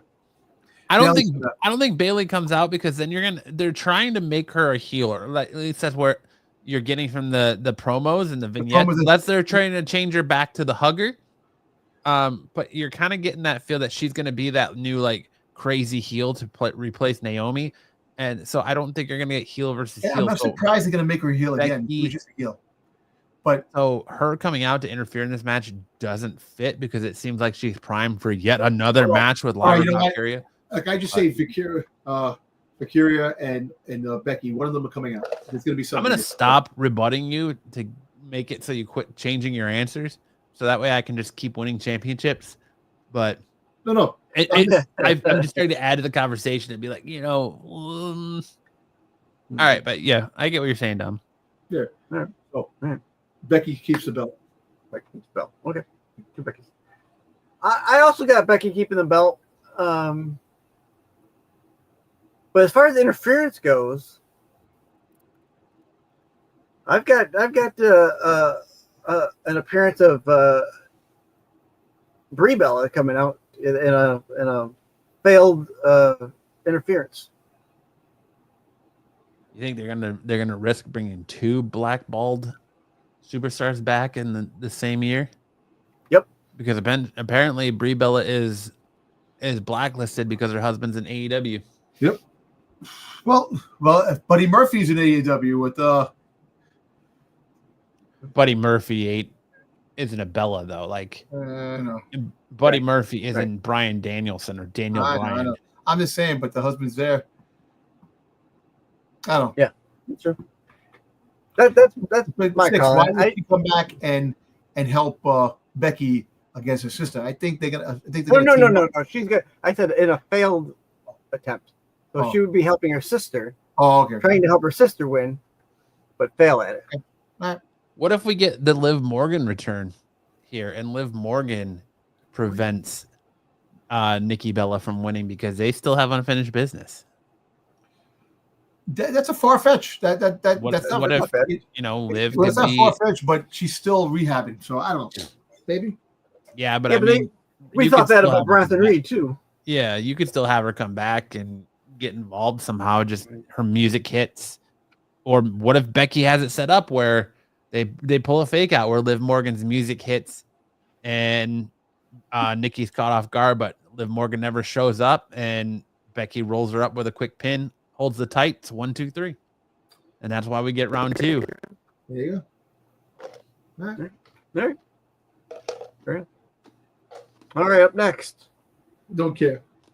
Sheamus versus Rusev in the Diana. Nobody asked for. All right. I'll start this first. I think Sheamus finally beats Rusev. I think Sheamus wins this match because he hasn't beaten Rusev. He finally wins this match, and then he looks at Rusev, and then he's like, they become, he goes, we just become best friends. Become best friends, and they after this, and they go out drinking in they do karate in the garage. Yeah, and they become a tag team. Yeah, there you go. Sheamus wins. No interference, no nothing. Sheamus wins. Who you can have here? I don't know who would interfere. Here's how piss poor the creative in WWE is. Why are we seeing Sheamus Rusev 3 or 4? And we're not getting Dominic Mysterio versus AJ Styles? Two people. Why is this match on this pay-per-view and that match is on Raw? You know what? That is a question we can ask for another time, because I think it's poor creative. Is the only answer. It is poor creative, because that is a pay-per-view worthy match. Yes, it is, and I think that's why they're gonna have somebody interfere on Monday, and then we're gonna get AJ Styles versus Dominic Mysterio 3 WrestlePalooza at WrestlePalooza. Mm-hmm. I'm taking Sheamus in this match as well. Again, I don't know who you would have interfere, if anyone was going to interfere. Maybe, I don't know if you'd have Butch come down. Is Lana going to come out and interfere? Ooh, that's a good throw in there. Yeah. We'll see. I don't. Yeah, but I think it's going to be a clean match. All right, up next, Roman Reigns versus Bronson Reed Chief versus Thief. What do you think, Don? This, you want me to start or you want to start? I already kind of threw out my prediction on this match. So, all right.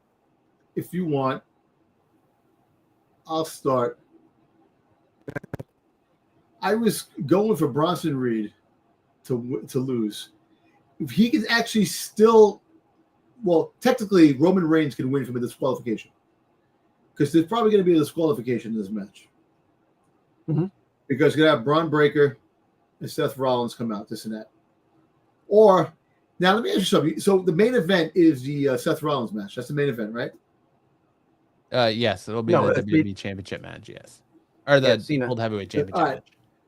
You see. So I could see Braun Breaker coming out, interfering, and Roman Reigns is the best, and then you'll get a couple of guys coming out to probably help Roman Reigns beat the shit out of these guys and this and that. And Roman Reigns wins toward the disqualification. So it doesn't take the tribal thief to lose his stuff because he still holds out a disqualification to a win, not a pinfall. Okay. I was going to say the fourth member comes out on this match and interferes. And disqualification and that's the reason why Roman Reigns wins from a disqualification because he's attacked by the mystery assailant. And not only does he win, not only does Roman Reigns win through the disqualification, he loses another pair of sneakers. Yeah. Brunson's going to have his own. Yeah. So Roman Reigns wins through a disqualification, interference of the fourth member, and loses his sneakers. That's the way I see it. There you go. Go ahead, Sticks. I've got Reed winning via pin. I think there's definitely going to be an interference. I think it's going to be Braun Breaker. He'll probably end up giving Reigns a spear. We'll get the move that you love so much, Matt, the tsunami, and then so we'll get the pin. You mentioned the fourth man. If we get the fourth man, here's going to be what I say about the fourth man. If the fourth man shows up in this match, right? I don't think we're going to know who it is until the Seth match. Okay. They'll come out with a hoodie. We won't know who it is. They'll kick rocks down the road and show up in the next match to interfere as well. Because why have the fourth man come out in this match? There's no championship on the line. No championship on the line.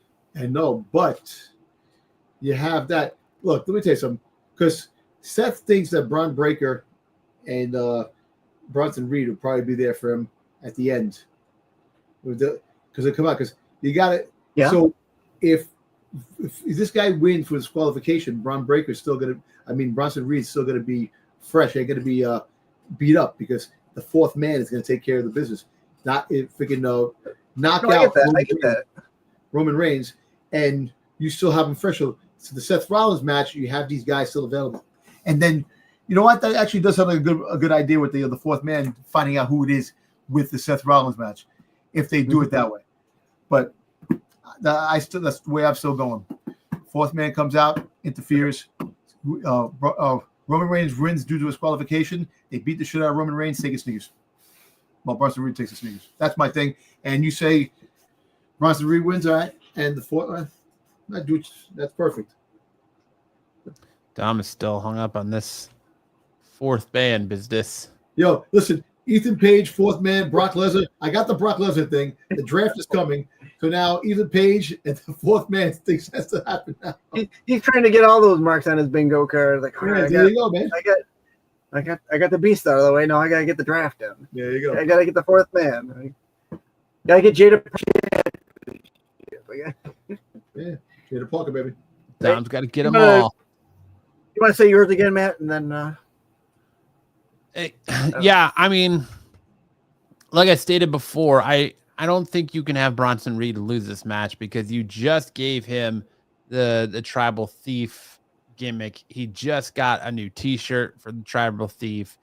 You know, he's got the Shula Fala. You have him lose here, you take everything away from him, and especially if Roman's going to go away. I could see interference in this match from Seth or from Braun. Braun doesn't have a match on this PLE, so I could definitely see Braun getting involved in this and paying back Roman for the spear that Roman hit him with a few weeks ago, and for the backstage altercation from Raw on Monday. Roman's gonna have it coming. I see this match ending in DQ. If you're like, I kind of agree with Dom. If you're gonna have Bronson Reed win and keep him with the Shula Fala and keep him as the tribal thief, the only way it's going to happen is either he's going to win clean, or if you want Roman to win, it's going to be disqualification. Yep. So I think Roman will win this match via DQ, keeping the title of the tribal thief and the Shula Fala on Bronson Reed, because the minute you have Bronson Reed lose to Roman Reigns cleanly, it's going to be that gimmick is done. Mm-hmm. Yeah. All right, up next, World Heavyweight Championship match: Seth Rollins versus CM Punk, Jey Uso, and LA Knight in a fatal 4-way. Get Uso crazy. CM Punk, or no, I'm sorry, not CM Punk. Seth Rollins is going to win this match with the help of the fourth man. I'm all in on that as well. Seth Rollins retains the help of, I'm going to say probably all three of them. That fourth man is definitely going to have to come out in this match. I agree, Seth Rollins. Let me ask you a question. Did they mention that Bronson Reed and friggin' Braun Breaker can't be in this match, can't be around this match, that they're barred from ringside? Did they say anything like that? I don't recall them saying that. I feel like they might have. And that's when I said that's where we're going to get the fourth man. Well, you know,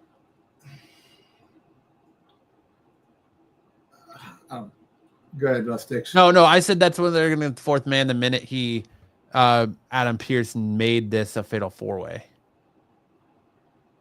But he didn't mention that these guys are barred from ringside. I don't think that stipulation the is only on way this. The fourth man will definitely come out for this match if these guys are barred from ringside. And that's the thing. If they're barred from ringside, you know someone's coming out. I mean, it could start where they're barred from, where they get something happens where they have a finish and, Seth goes over and Adam Pearce comes out and, restarts them, or they get kicked out of the match, or a Donnybrook breaks out and Adam Pearce is like, yo, you guys are out of here. Yeah. And they boot him out. But I don't think see that happen. Starting. I don't think they're barred from ringside, though. You know what? I think that might happen. They might get barred from ringside after they interfere in some stuff. So, all right. Go ahead, Sticks. Well, I was just looking up to see if it said anything about. I don't see anything about them being barred from ringside in the write up, but no. Nope.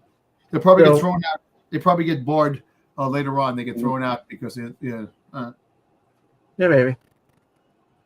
I already said Seth Rollins was going to retain with help of his constituents and whoever the fourth man going to end up being. So you got me thinking now. The ball is fucking rolling. No, because I don't know. You're right, because Braun Breaker doesn't have a match. he'll interfere with the Roman Reigns match. He'll definitely be there, this and that, and they'll be around for this match because he's going to want his 3 guys. And if they get thrown in the back and they can't be near ringside, you're right. This is the best opportunity for the 4th man. I mean, I could see storyline wise where, kind of like you were just saying, that you have Bronson Reed or you have Braun Breaker interfere in the Bronson Reed match and cost, help give Seth Rollins or not Seth Rollins, Roman Reigns the win via DQ. And then Adam Pearce is like, I'm not going to take this. You guys aren't going to be running roughshod over this world title picture. You're barred from ringside. And that's when we get the 4th man, like you just said, Dom. So, but I think this is Seth's going to retain via the help of the 4th man. Okay. Mm-hmm. Absolutely. I'm going with Seth, the retaining as well. Because there were some dirt sheets, some rumors saying that Jey Uso might turn heel.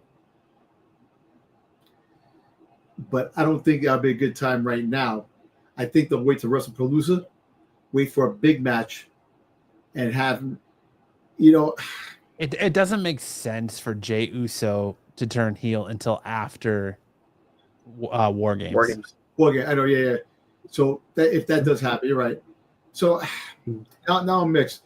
That there will be somebody helping Seth at the end of this thing. Like I said, the 4th guy could pop up in the Roman match, and you don't know who it is, hooded up, and he can come out and reveal himself to be the 4th member in this. So the 4th member could be causing havoc. So you know what? I'll say that an unnamed 4th member attacked Roman Reigns with the Bronson Reed match, and Roman Reigns wins the qualification. No, you're right. As you said, Sticks. But I mean, let me just throw this caveat out there for you, Dom, before you overthink it too much. Why does it make sense to you for the 4th man to get involved in the Bronson Reed match? Wouldn't it make more sense for Braun Breaker to get involved in that match? And the 4th man makes a bigger impact coming to save Seth Rollins, because you're wondering, who is this? Who's getting involved in this match? Usually we're seeing Braun Breaker and Bronson Reed save Seth as they're part of the Vision. Who is this 4th man coming to help Seth and guaranteeing that the leader of the Vision keeps his championship? No, you're right. No, I'm thinking way too hard with this thing now. The whole fact is, you're right. Bronson Reed can help. Freaking Braun Breaker can help. I commend you for wanting to do more cool shit than WWE itself. But so you know what?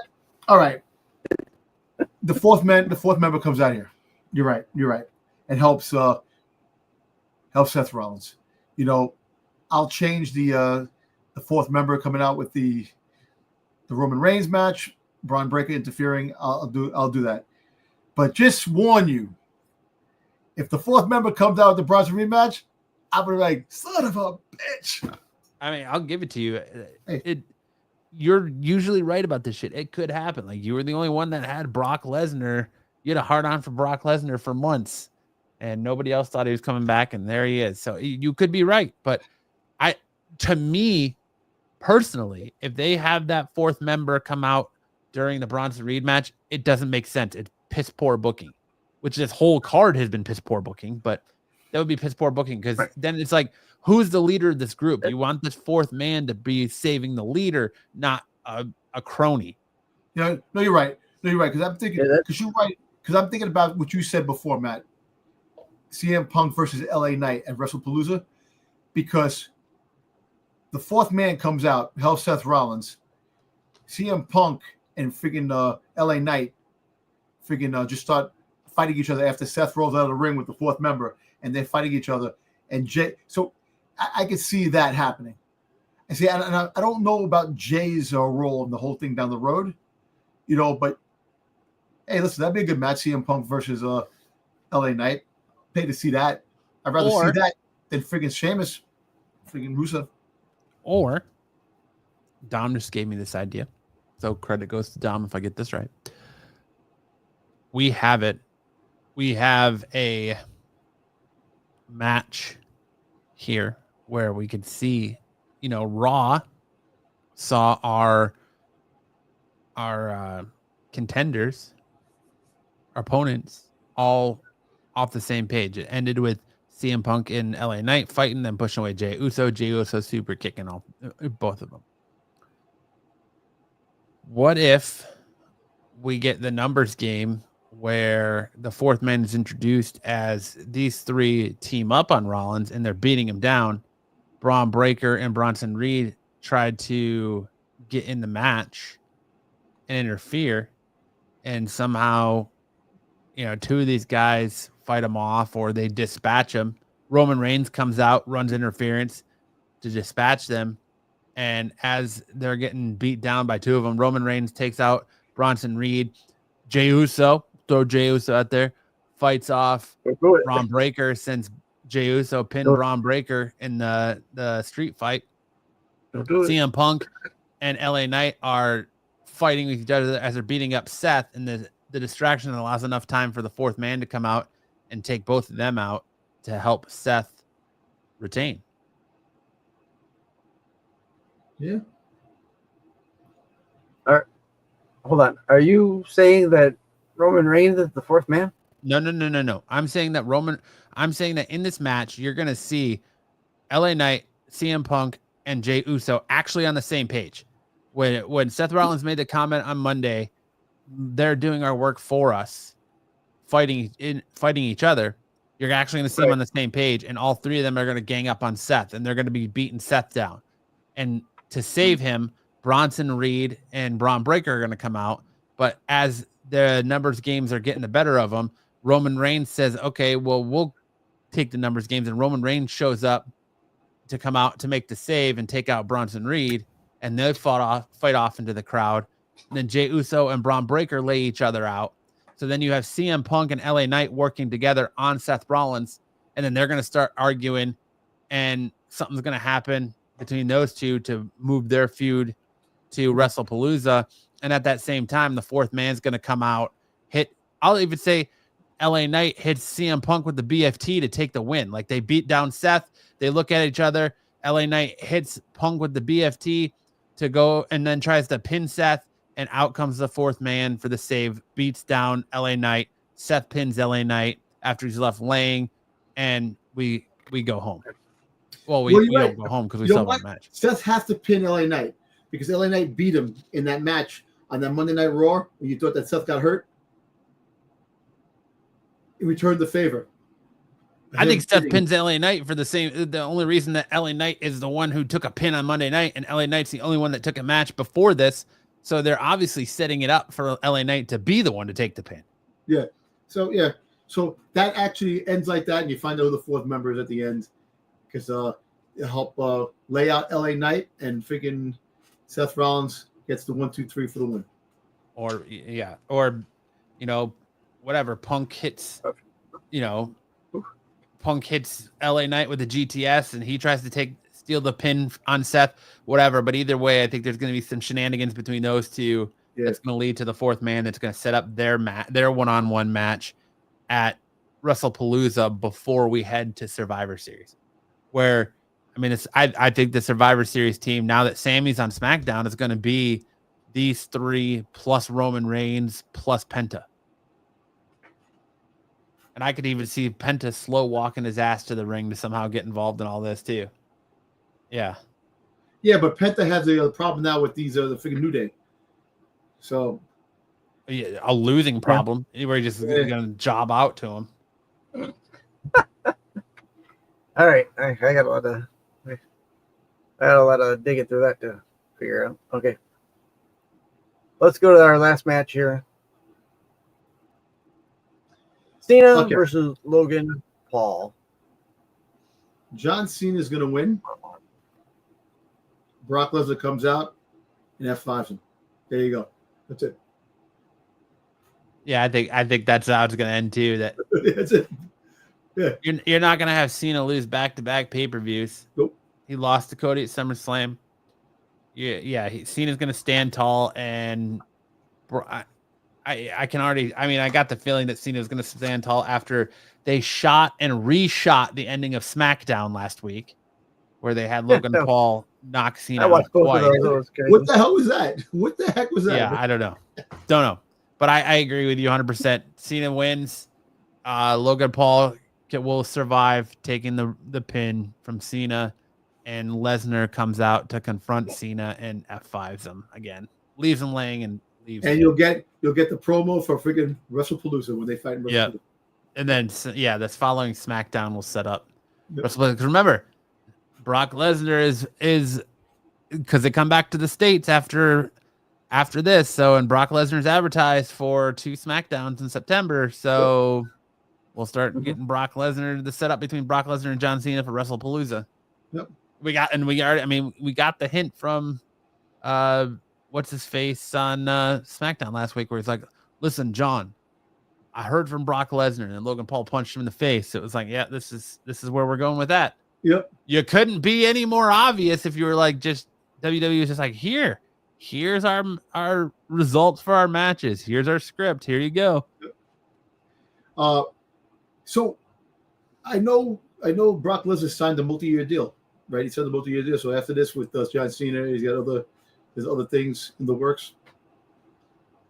You know, I don't know. Did he? I don't know. I think he did. I think he signed a multi-year. I think he signed a multi PLE deal. Oh, okay. I foresee him working a couple PLEs and potentially retiring in Minneapolis next year at SummerSlam. I think that's why they announced SummerSlam so early. Is they're going to start working towards that. Yeah. You got to have Brock Lesnar fight the Rock. I know you don't want the Rock there, but remember the Rock never fought Brock Lesnar again after he lost the belt at SummerSlam against Brock Lesnar. I don't think that. I'm not going to say that's not going to happen, but I know. Hey, you know, you throw out these cockamamie ideas, and I'm like, nah, that doesn't make sense. And then it fucking somehow the universe is like, let's go with Dom. Fuck Matt. You know, where does this happen? Look, think about this. You know,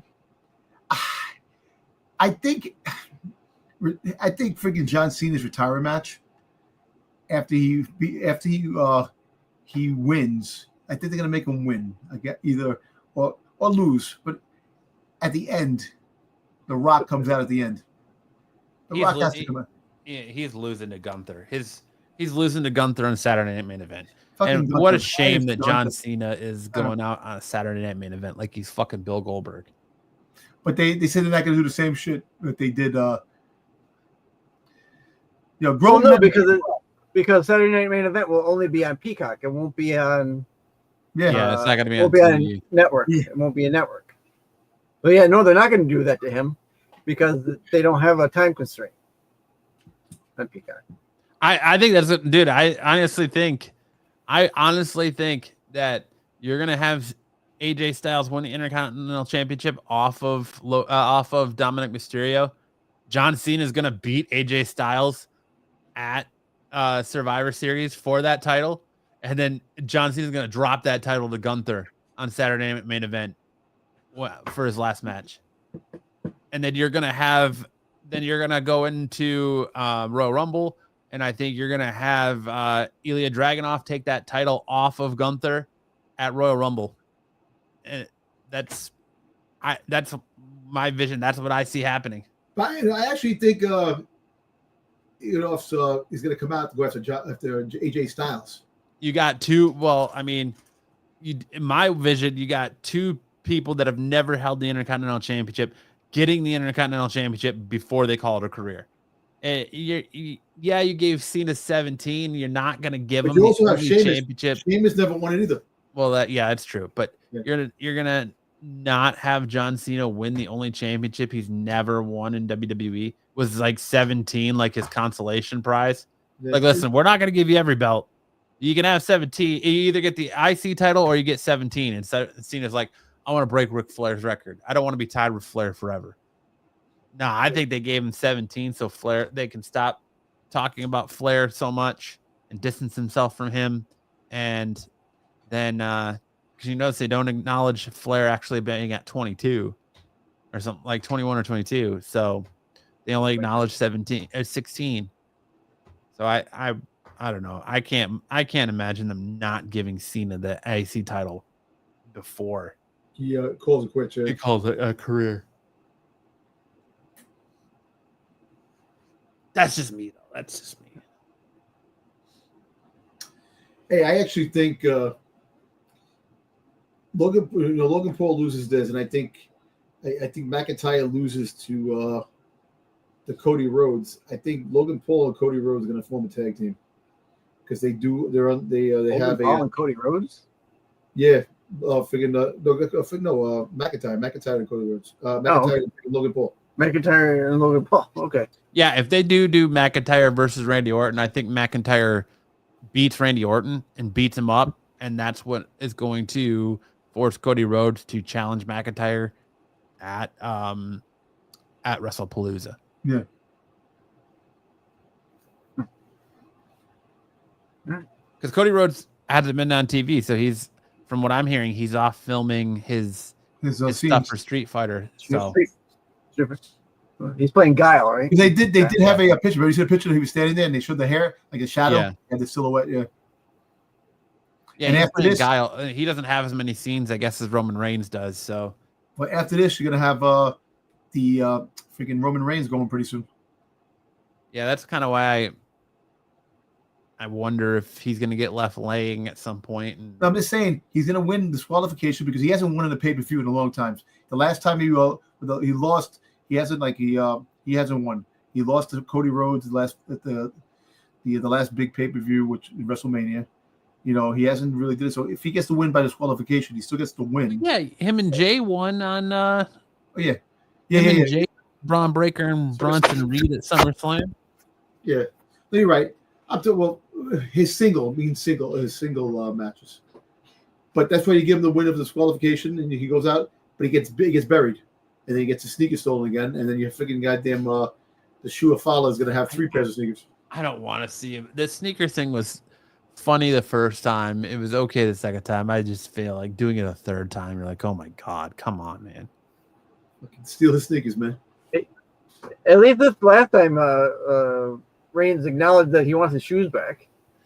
He does. My shoes back. Paul Heyman's gonna need a thicker neck if he's got to carry 3 pairs of shoes around it.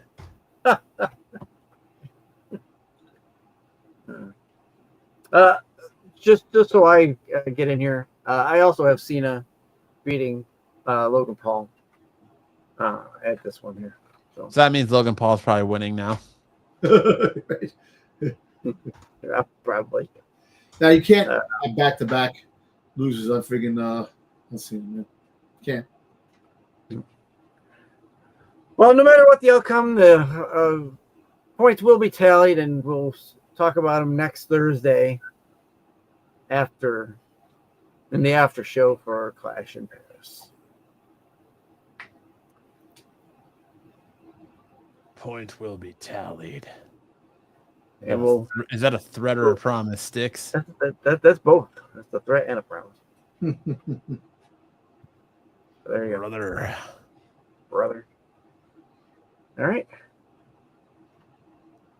Can Dom pull out the victory? Will I remain champion? Or will Sticks pull out the victory? Or Pete? Double O has been nowhere to be found. Yeah. Pete gave his He's been busy. I know Dub. Dub ain't that busy. Chasing around a shirtless Marco. He's chasing around a greased up shirtless Marco at cons. Damn. Yeah, that is a job all in itself, right? You know. That's what I hear. We've been there. You know, Marco's gonna try to be in full greased up gear at Baltimore Comic Con. Well, the way he's talking about Gooner, he's gonna be all gooned out. Dude, this is the word of the month. He uses that word, doesn't know the meaning of that word that much, but he uses it that much. And I think he's a gooner. I really think he is. He really is. I don't know. That's not for me to judge people's goonerificness. But anything else you guys want to touch on professional wrestling wise? I don't think so. Well, I tell you what, let's just go back to the paper. This ESPN, the Disney deal, ESPN, how big it really Really is, man. ESPN, like the leading, sports. ESPN not only has WWE now, they bought the Football Network and the Red Zone. So they're gonna be having that this year. So football is going to be thriving big time on ESPN because they have the. So we got a lot of games on ESPN. We're going to be a lot of and you put wrestling there, and wrestling. I'm telling you, like this Disney owns ESPN. So so you look at Disney, which as a whole, I keep saying that they own ESPN, they own the Anaheim Angels, they own Fox, they own Lucasfilm. They own Pixar. They own Marvel. They own the Fox movie studio, not the TV. The Fox movie studio. But just to be okay. So they actually had to sell off the Fox movies, the Fox News and Fox when they purchased Fox. They gave it the. Yeah, they didn't want it. Yeah, they didn't need Fox. Fox News. That's they had Fox News too. Murdoch, I think. Yeah, but yeah, so. The deal, this deal, $1.6 billion for 4 or 5 years. The stream, the top PLEs, that's some big shit. And ESPN is the exposure at ESPN. The wrestlers are all time high now. The wrestlers are you're gonna have wrestlers on ESPN Studio. You're gonna have wrestlers they're gonna be showing the top 10 wrestling moves, top 10 wrestling finishes. In pay-per-views, it'll be show, and they bought the ESPN. Disney bought the library. It's the library. They get the library of stuff too. The library of pay-per-views. No, nobody's bought the library yet. No, not yet. Yeah, that's still on Peacock until 26. Yeah. Oh, what about the other rumor saying AEW is in talks of buying TNA? Yeah, they can't. WWE has right of first refusal. Yeah, you're right. Okay. From what I understand, they had a chance to buy. They had a chance before. I know a while ago, but chose not to. It's or just never call them back or whatever. For an economy that has no money, man, this money, it's like unreal. Man. And there's a lot of money changing hands, and a lot of money. I agree. Corporations, man. Tony Khan's dad is a billionaire, and he owns the Jacksonville Jaguars, so they could just funnel money into AEW through the Jacksonville Jaguars. Yeah, you're true. You're right. Yeah. But a lot of their wrestlers that are injured are over at the Jaguars. So, the Chris Jericho figure rumor is getting stronger. I think that's pretty much a given at this point. Yeah. He's gonna come back to WWE for one more run. Hey, that'd be cool to have him.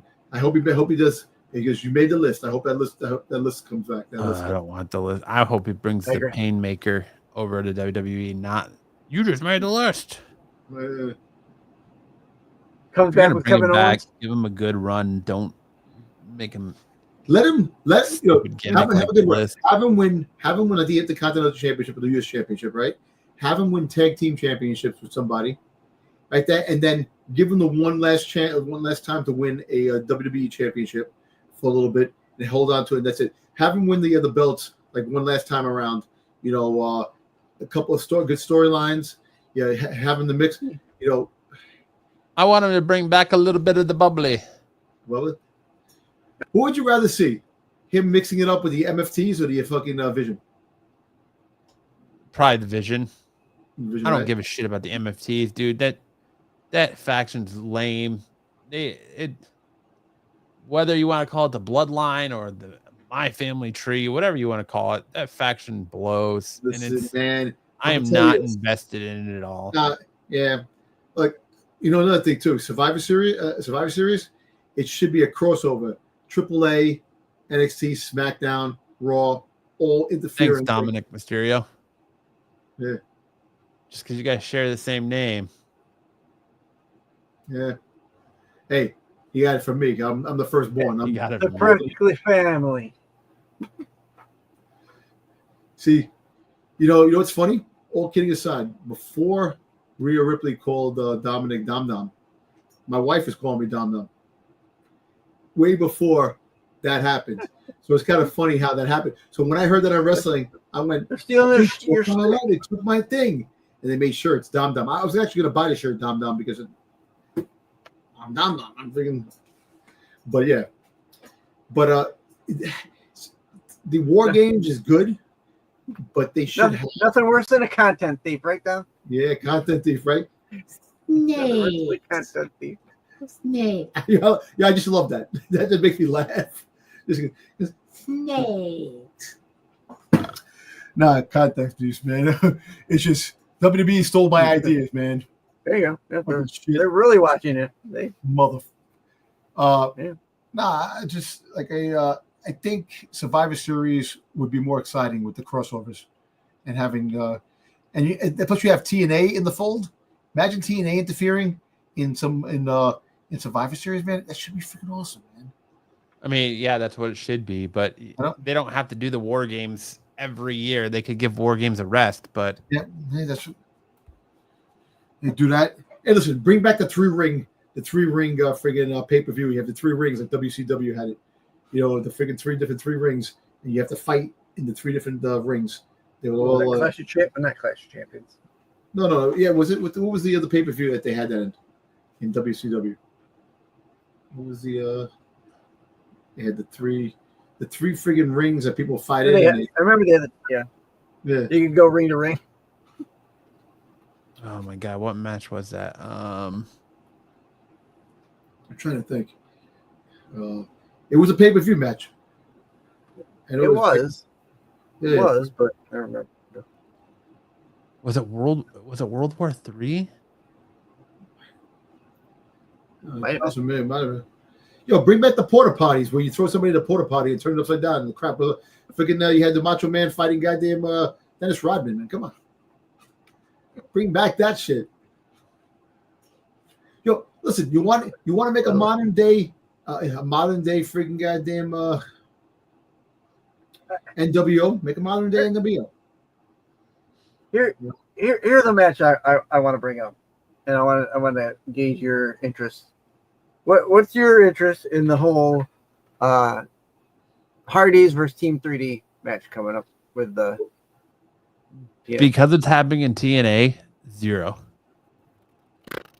Yeah. Okay. I'm just being honest. That's fair. That's fair. Their career was defined against each other in WWE. Mm-hmm. Having that match in TNA, who cares? If it was WWE, it's a spectacle. Yeah. That's just my opinion. Since it's in TNA, who cares? It holds no water to me. Like, I understand that Bully Ray cut his teeth in TNA too after leaving ECW and coming to WWE and then doing stuff in TNA as a singles competitor. But when it comes to the Hardys versus the Dudleys, who cares? Right. Honestly, I would love to see AEW, TNA, and WWE work something out where we could get Edge and Christian versus the Hardys versus the Dudleys one more time. That's perfect world. You know, and I think that has to happen before these guys all call it quits. I mean, I thought Devon couldn't wrestle anymore. I thought he could either. I thought he couldn't. I thought he couldn't. Maybe he got cleared.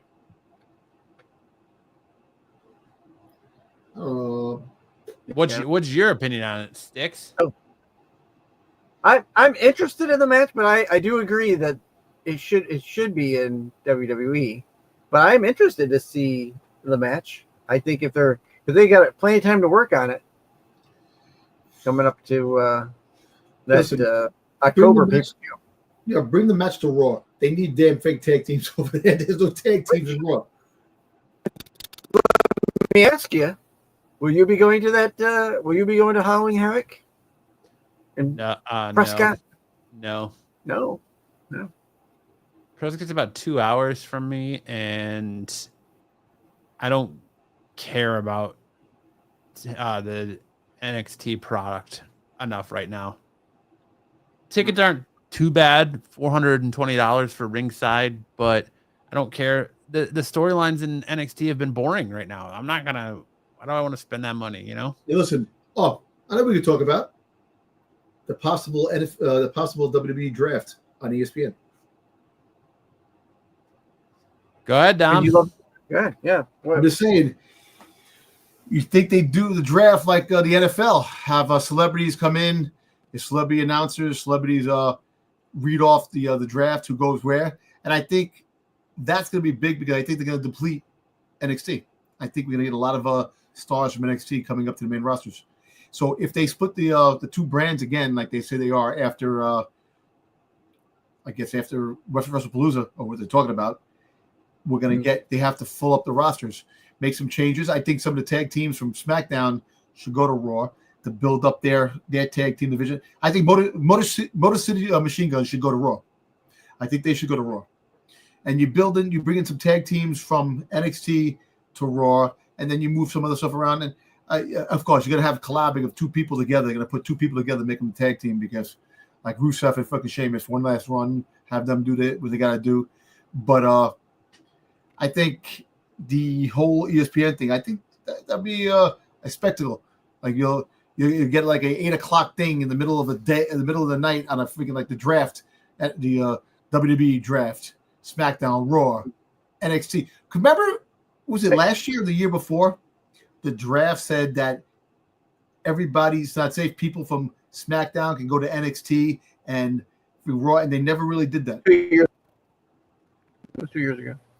Yeah, when they called up, that he's participating too much. Yeah, right. True. I think that was 2 years ago. Yeah, so I want to see, if they do buy TNA, If they haven't already, keep the TNA belt, keep the knockout championships, keep all the stuff. Oh, that was me. It was me. Thank you. Oh, bless you, back. I'm like, what the hell was that? I muted my camera to sneeze instead of my mic. I heard. I'm like, what the hell is that? If they do buy TNA, you can have TNA. Like I said, you could draft people from TNA. You can actually move people around. If TNA, is part of Raw. If they buy it, and you keep all the championships there, and people can SmackDown, you can have people win the belts and stuff like that. You see, I would combine TNA. Like what they'll do is take the roster and deplete the roster and bring people over to each side if they were to purchase it. But I don't know. It's like it's speculation now. But the draft should be everybody, all friggin' divisions. Mm-hmm. Well, that leaves you open to some of your people going down. NXT. But you see, you got to make NXT. You have to make NXT a regular brand. You can't make it a down brand. And I'm not going to say there aren't people in the main roster who probably could drop down. I'm just saying that just leaves you open to having people. But you see, that's the thing too. You have a lot of people that are doing anything and sitting in the back. At least I'm sure there's people back there that they don't even have on their page. They say, "Oh, these people are." Here, 4 months. For a month, she hasn't wrestled, man. Evolution. She wrestled in Evolution. Where the hell? Put her on NXT. If you're not going to use her in the main roster, bring her down to NXT. Let her fight a little bit there to keep her going. Julia, if you're not going to let her fight in SmackDown, bring the U.S. Championship to NXT. Build up that roster. Because then when you have the wrestlers from down there come up to the main roster, there's your legitimate freaking goddamn fights between the women you fought in NXT. You have there's your rivals, because obviously they're not doing anything. Like sometimes, like I said, like Matt has put it, financially bankrupt freaking goddamn stories. Creativity. There is no creativity. They do need to do something to shake up creative. Zero creativity. Yeah. As Pinto. Zero. Yeah. Yeah, you've had zero creativity. Raw has started and ended the same exact way the last 4 weeks. Yep. And I fear it's going to continue to do that until we get to Royal Rumble, till we start on the road to WrestleMania. Mm-hmm. Well, remember what I said? I don't know if it was last week or the week before. I said we're getting that because At the end of the show, what are we getting at the end of the show? Get a pop. All about the pop. I don't even know if it's a pop. Like, I don't feel like the crowd really popped for Seth in Birmingham at the end of the show when he came out. No, I don't think they did. No, you're right. But they popped for freaking goddamn Roman Reigns. Mm-hmm. Yes, they did. Roman Reigns. Yo, did they have a video of these two little kids when Roman Reigns came out? They were all happy, like, oh my god, Roman Reigns. Like, they were happy. See, that's what that make kids happy, man. To have stuff like that, excitement. And you see that? So apparently in New York City, downtown, the financial district, they got the hand, like they have the arm that they show, the acknowledge me. It's that I was like next to it. It was actually in Brooklyn, and the guy has his hand up. It's like a statue of an arm with a finger up, as Roman Reigns acknowledged me. I saw it. I was actually next to it last week. Did you acknowledge it? I acknowledged it because I saw people show video like on TV. He goes, even the statue acknowledges Roman Reigns. I was there. Hey, you play the music. Be careful. Be careful. That might be for Proctology Con. So. Yeah, it could be but I don't think that. Look, the excitement for wrestling was at an all-time high in the beginning of the year when we were talking about it. It kind of like faltered. I know the summertime things falter in the summertime because it's summertime. We got the fall friggin' the series premiere of SmackDown, the series premiere of Raw coming soon, which they always advertise the series premiere. It's like the ongoing friggin' episodic. I hate to say it, but you got nobody to blame but The Rock. The wrestling was hot up until the premiere on Netflix, and The Rock did what he did. And it started to heat up again with the whole Cody Rhodes, I Want Your Soul, and the John Cena heel turn. No Rock. The John Cena heel turn didn't work. And since then, they have been creatively bankrupt. They can't put together. The wrestling is good. The storylines are just boring. Nobody cares.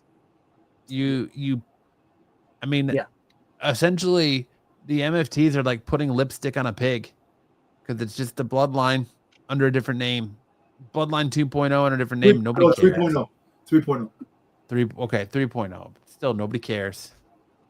Like I said, you're putting makeup on a pig. Put lipstick on a pig. Go back to the time when Baron Corbin friggin' fed dog food to Roman Reigns, tied him up to the friggin' goddamn. Where's Baron Corbin now? Yo, Baron Corbin actually said a lot of bad things about the saying that about WWE. You know what's funny? And what's his face? Sasha Banks has been talking a lot of shit about the WWE. Sasha Banks has 9 titles. Yeah, she's going for the record. Yeah, records. Well, the record's 10. Yep. So she has to go for 11. She needs to go 11 titles. I mean, she's gonna have to come back to WWE at some point, and they're not gonna give her a title. Nope. But as far as the draft goes, I think that's just a ploy and a gimmick. They're gonna do it like the WWE draft. At this point, you're already moving people from show to show. Clearly, Roman Reigns is on Raw now. LA Knight's on Raw. Sami Zayn's on SmackDown.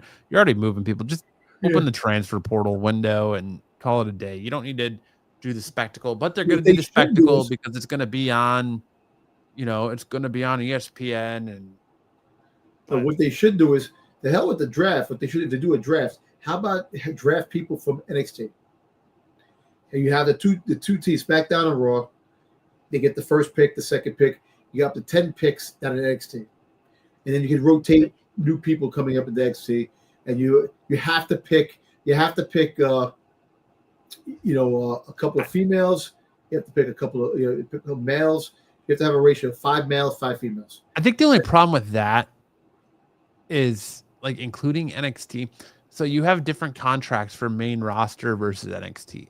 So you're really going to pay main roster talent to go down to NXT when you could pay NXT talent less to be there, and that means you'd have to pay NXT talent more to be on the main roster.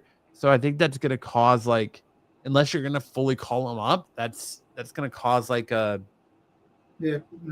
a payment issue, you know. You're right. Listen, that's what I'm trying to say. If you're going to send people down to NXT, make NXT a main brand, not a development brand. NXT becomes the third brand, and you merge it. And if they buy TNA, you merge it with TNA.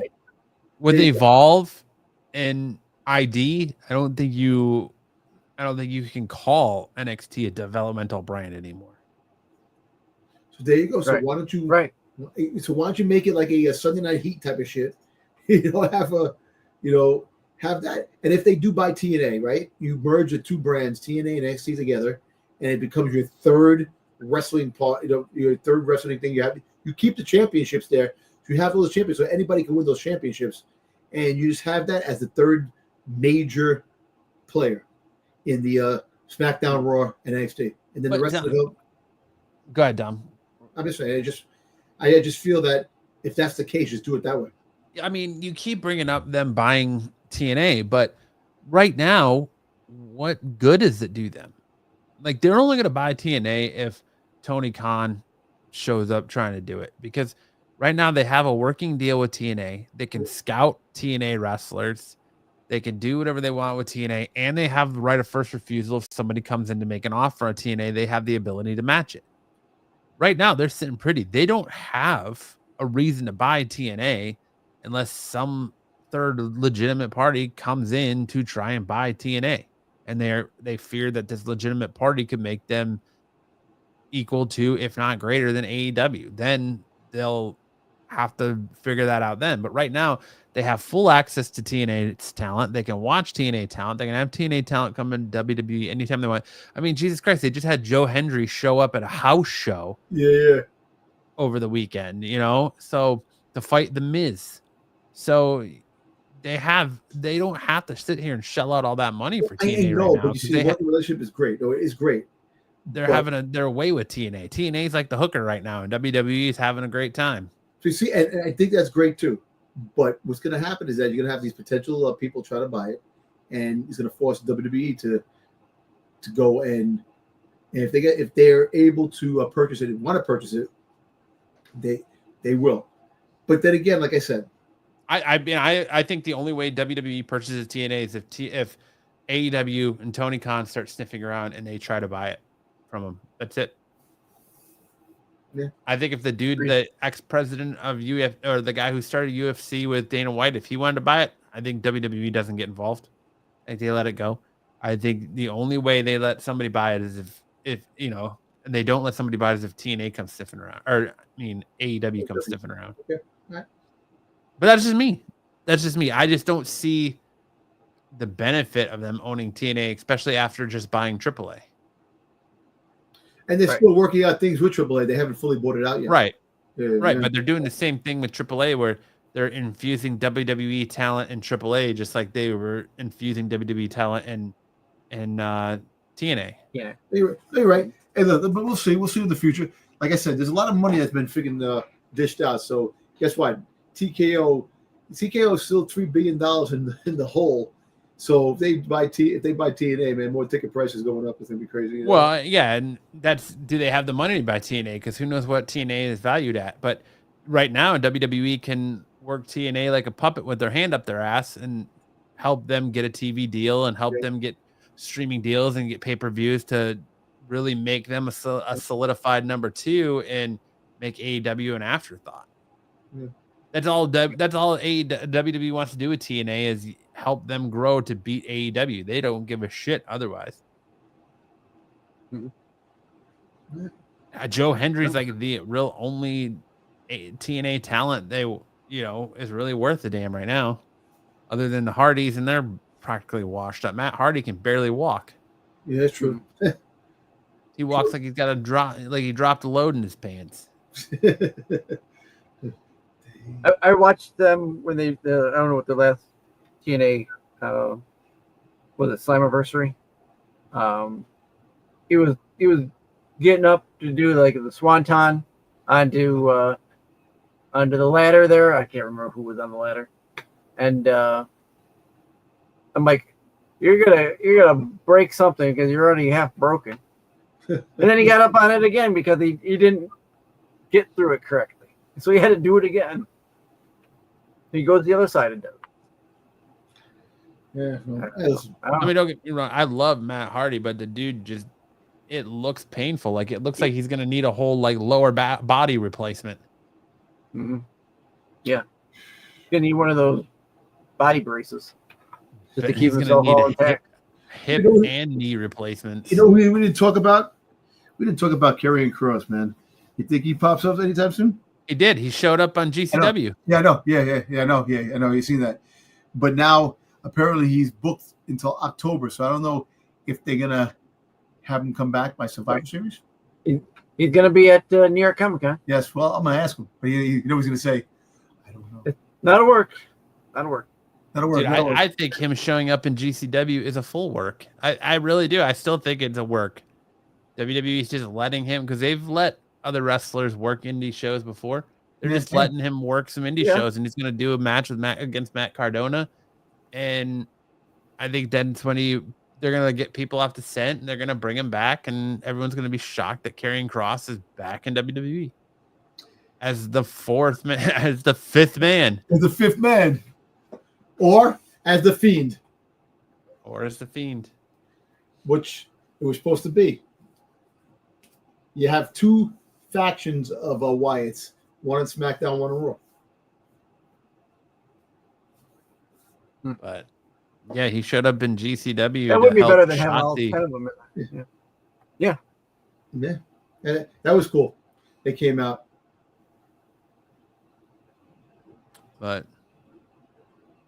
all right, anything else? No, that's it. That's it for now. All right. Well, I want to thank everyone for checking us out tonight and stopping by.